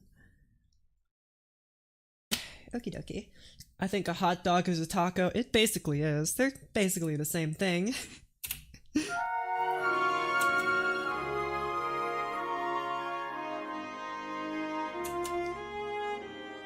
Okay, Viola's playing this part as a solo because violas need some love. So, liking pineapple and pizza is like enjoying Frank Zappa's compositions. Not a bad thing, just a different taste. I've liked pineapple and pizza for a long time. The one food that okay, foods that I didn't like growing up are like pickles. Pickles are starting to grow on me. I'm liking them more and more, especially if you like fry pickles. And I know that's like the Texan in me speaking. It's like, oh, everything tastes better when it's fried. But it does. And also, I still can't stand like raw onions. Cooked onions are fine. I like cooked onions. Raw onions, I just can't stand. I just can't do them. I can do raw tomatoes though. Cooked tomatoes are better though. Anyway, enough about food. I'm just getting hungry. Okay, so anyway, let's see what I can do about these chords. So trombone. The fact that you guys are so close together is kind of a problem. Those are 3 chords, those are C minor chords, so maybe E would be better here. Pickled onions A+, that does sound good. Like, kimchi pickles is really good. I love kimchi. I don't know if it's like kimchi cucumbers, but kimchi pickles sounds so good. It's so good. Fermented rice mixture, heated to crisp are pancakes. Cool. Fermented rice sounds interesting. I haven't had fermented rice. I've had rice with vinegar. Rice and vinegar together is an excellent combination. Actually, I just like vinegar in general. I love vinegar. Some people hate vinegar. I love vinegar, especially spicy vinegar. If you go to like an Asian market and get like a bottle of vinegar, like spiced vinegar, you'll see like a bunch of stuff. It really looks like they just took a bottle and like dipped it at the bottom of a river and took it out and sold it to you. But it's like a bunch of spices that they, like a bunch of whole peppers that they put in there and whatever else they just throw in there at the bottom. And it makes the vinegar kind of like clear, not clear. It makes the vinegar very translucent. Like it has a foggy look to it. Like it's not a translucent, like if you buy a bottle of like white vinegar or something, or rice vinegar, it's clear, right? But if you get spicy vinegar with a bunch of spices in it, at least the way it's traditionally made, that's probably why it looks like that, because it's traditionally made, but it'll have a bunch of fogginess to it, but it's so good. I love spicy vinegar. Some things should never be pickled, like gyros. It's not actually pronounced gyro. It's probably like gyro or something. Not gy. That's what upsilon sounds like, right? I had to learn that because I learned Latin and the Y is the upsilon sounds, and it's like it's such a interesting sound for me speaking English. Is this E gonna conflict with anything? There are a lot of E's playing this. I'm gonna remove that trumpet there.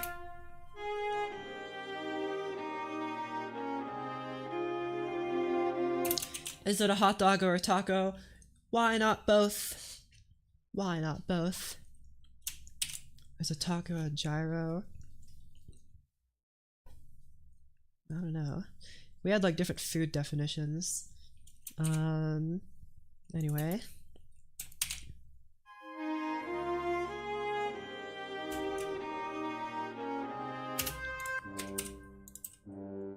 The rhythm should be the same for each instrument. Maybe not for the bass. The bass can stay nice and long, just like my life.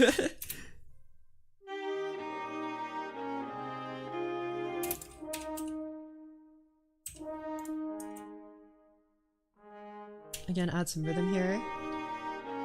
Apparently the clarinet's also doing something here. Is the clarinet just copying what the trumpet's doing? It's not. Then I guess...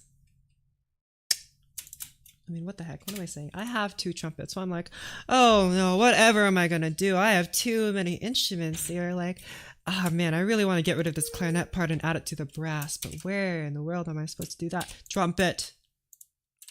Dang! You're just gonna have to be played at piano, which means...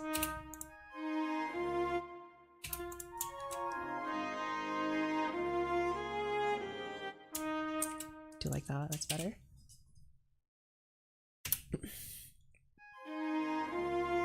Hold on, can I hear that trumpet, please?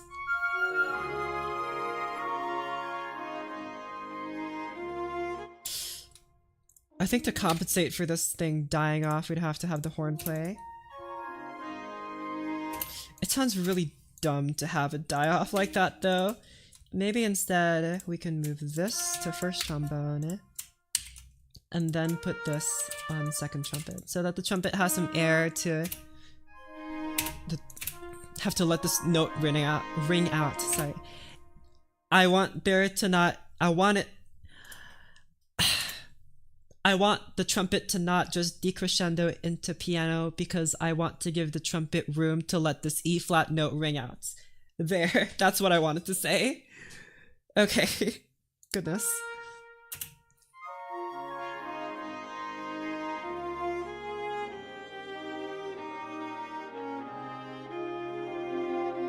This might be too high for it. I'm gonna try not to make it too high for the trombone. That's pretty dang high. Maybe a horn here would be better. That's pretty high. This where having a third trumpet would be handy. That bassoon is awfully high. It is.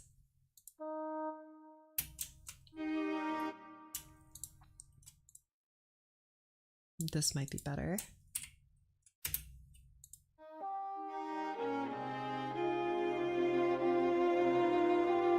Or maybe even something else.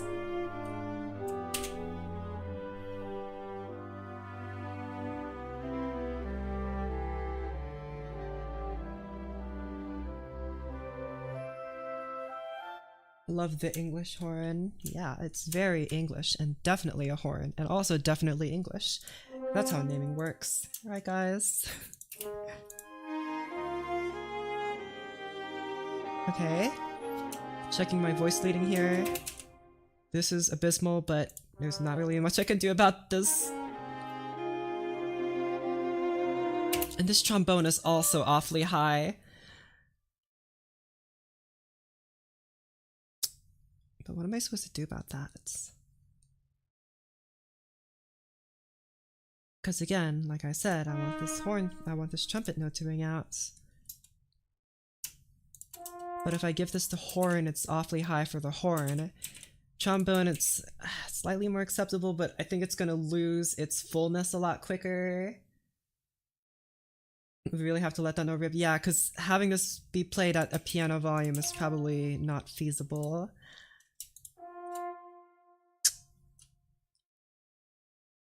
I might have to give it to like an oboe or something. Yeah. English horn would be better here instead of an oboe. And also that's a really big jump. Dang it! This is what I keep saying about not having enough instrumentalists. Oh my goodness. I mean, the bassoons are free, but it's too high for the bassoons.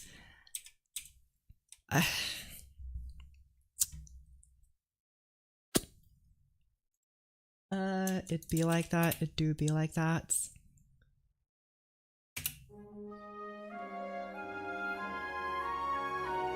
I guess it could just remove one of the oboes here. I kind of like that they were playing in unison though. It makes a like a more massive sound.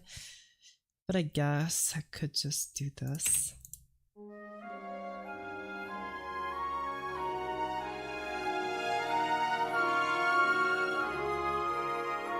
And to compensate, I'll have this. And then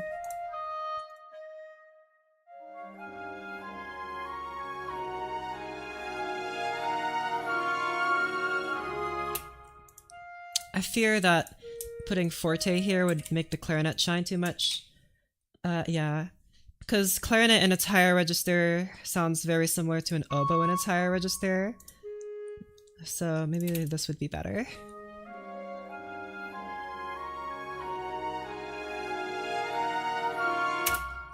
Wait, this is very different than what this guy is playing.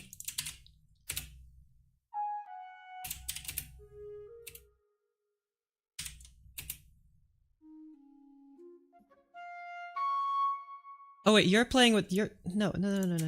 I got it all wrong. Hold on. I got it all wrong. There you go.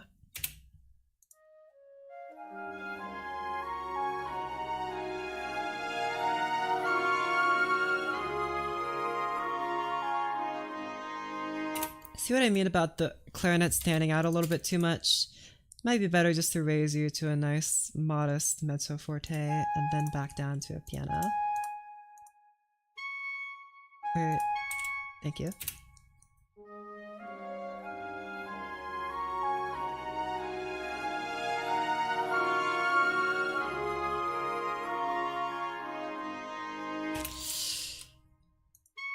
This is kind of reaching in. Hold on, let's see. Because we have a chart here of instrument ranges. Small clarinet, this high D here, very bright Rimsky-Korsakov says, but it's not. I was just making sure it's not like a note that's unusual to play. He marks here, anything beyond this is unusual. This is not an unusual note. I can reach that. Yeah. It's good to know. Okay, and then we can have you. I think you would sound have that high notes and winds.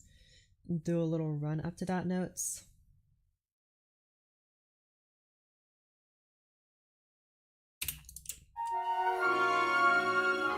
Instead of having it just like reach like that.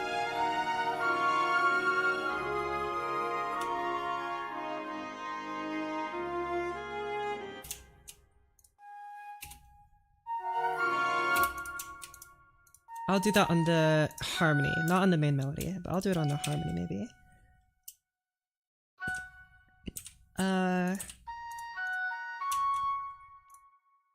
Just as a little experiment.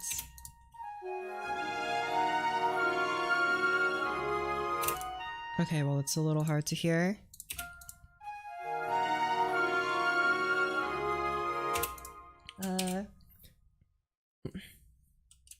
Okay.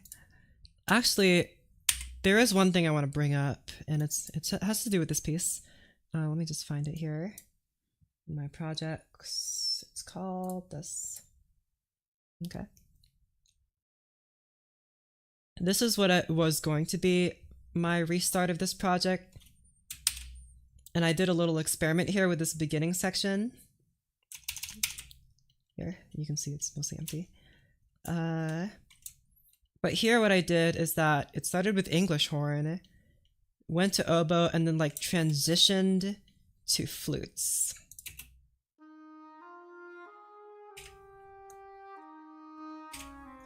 Here, let me emphasize only the solo instruments.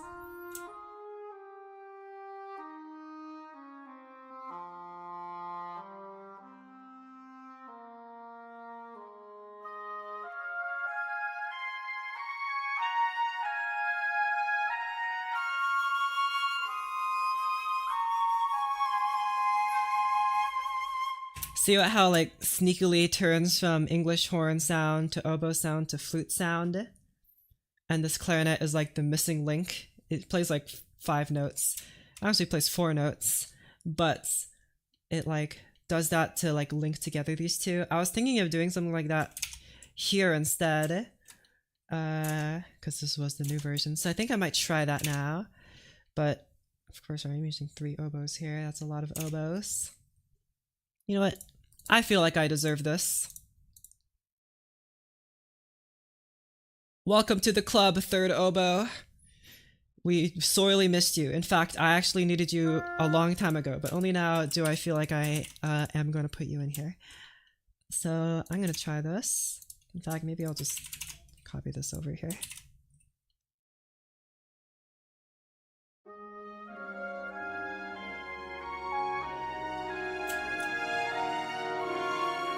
There's no turning back. Yep, we're crossing the Rubicon here.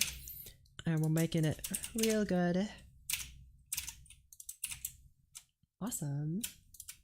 And do a little bit of that and a little bit of that.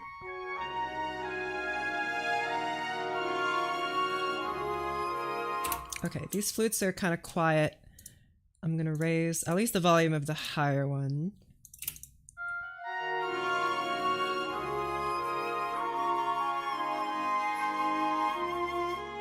Okay, you go on a little too long. You could do like that though.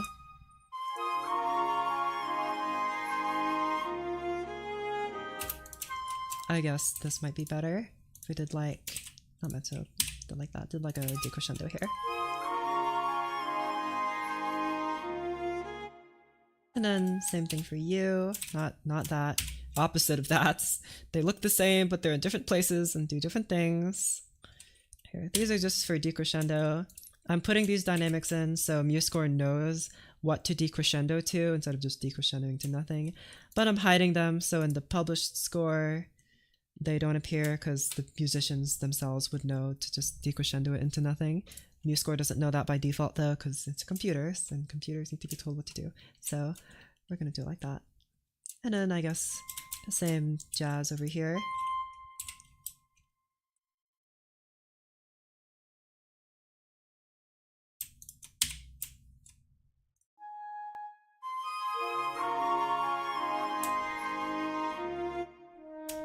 Same with you. And same for all these other instruments that, not except the trumpet. I like that the trumpet holds its note. But, well, no. I feel like here having two decrescendos would be kind of redundant. So instead I'm just going to keep it like that. I'll keep it like that. It's already playing piano anyway. Same with these actually. These guys are already playing piano. Okay, I'll do like this instead. But here, since they're playing forte, I want them to fade away. So I'll get rid of that guy.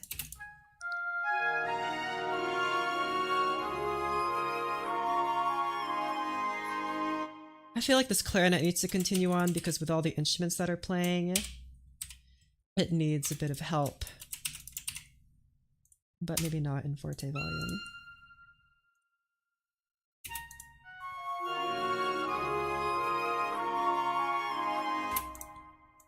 Like that. Hold on.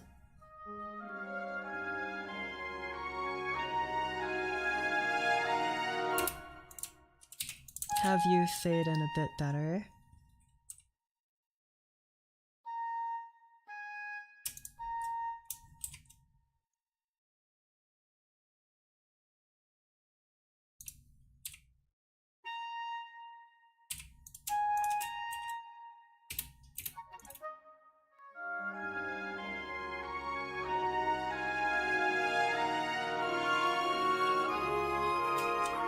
And of course, the violins are helping out, just kind of fill in the harmony when these guys are transitioning.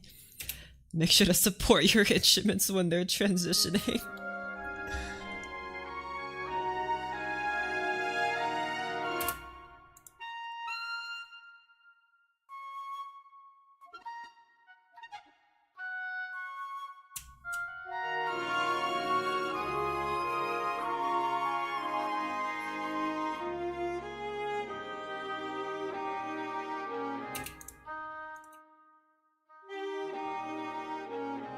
I think I had something here going on.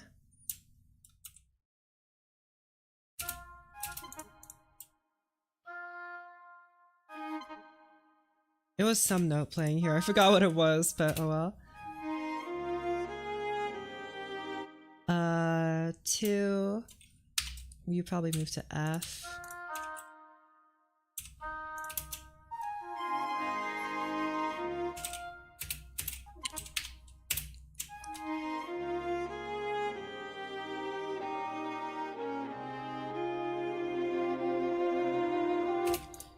You would be better played on English horn because you're so low. So that means, guess what? This oboe gets to double as an English horn. Yippee! What the?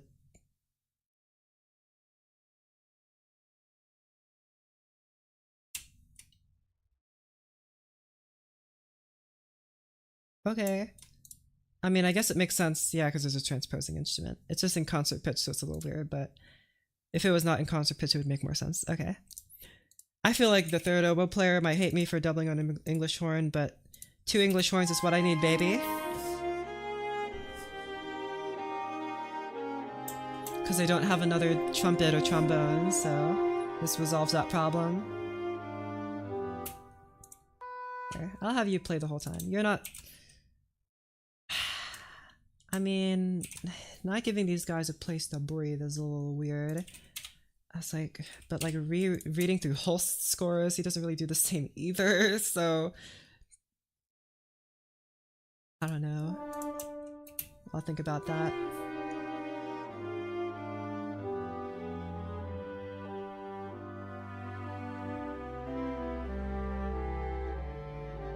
That chord before the key changed. Yeah, this one. It's a nice augmented chord. So our transition points.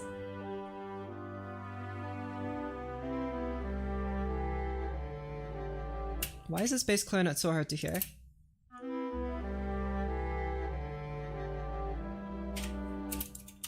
Don't decrescendo so quickly.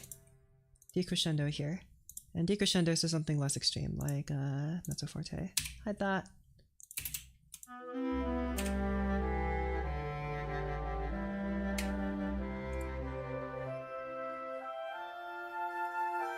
Okay.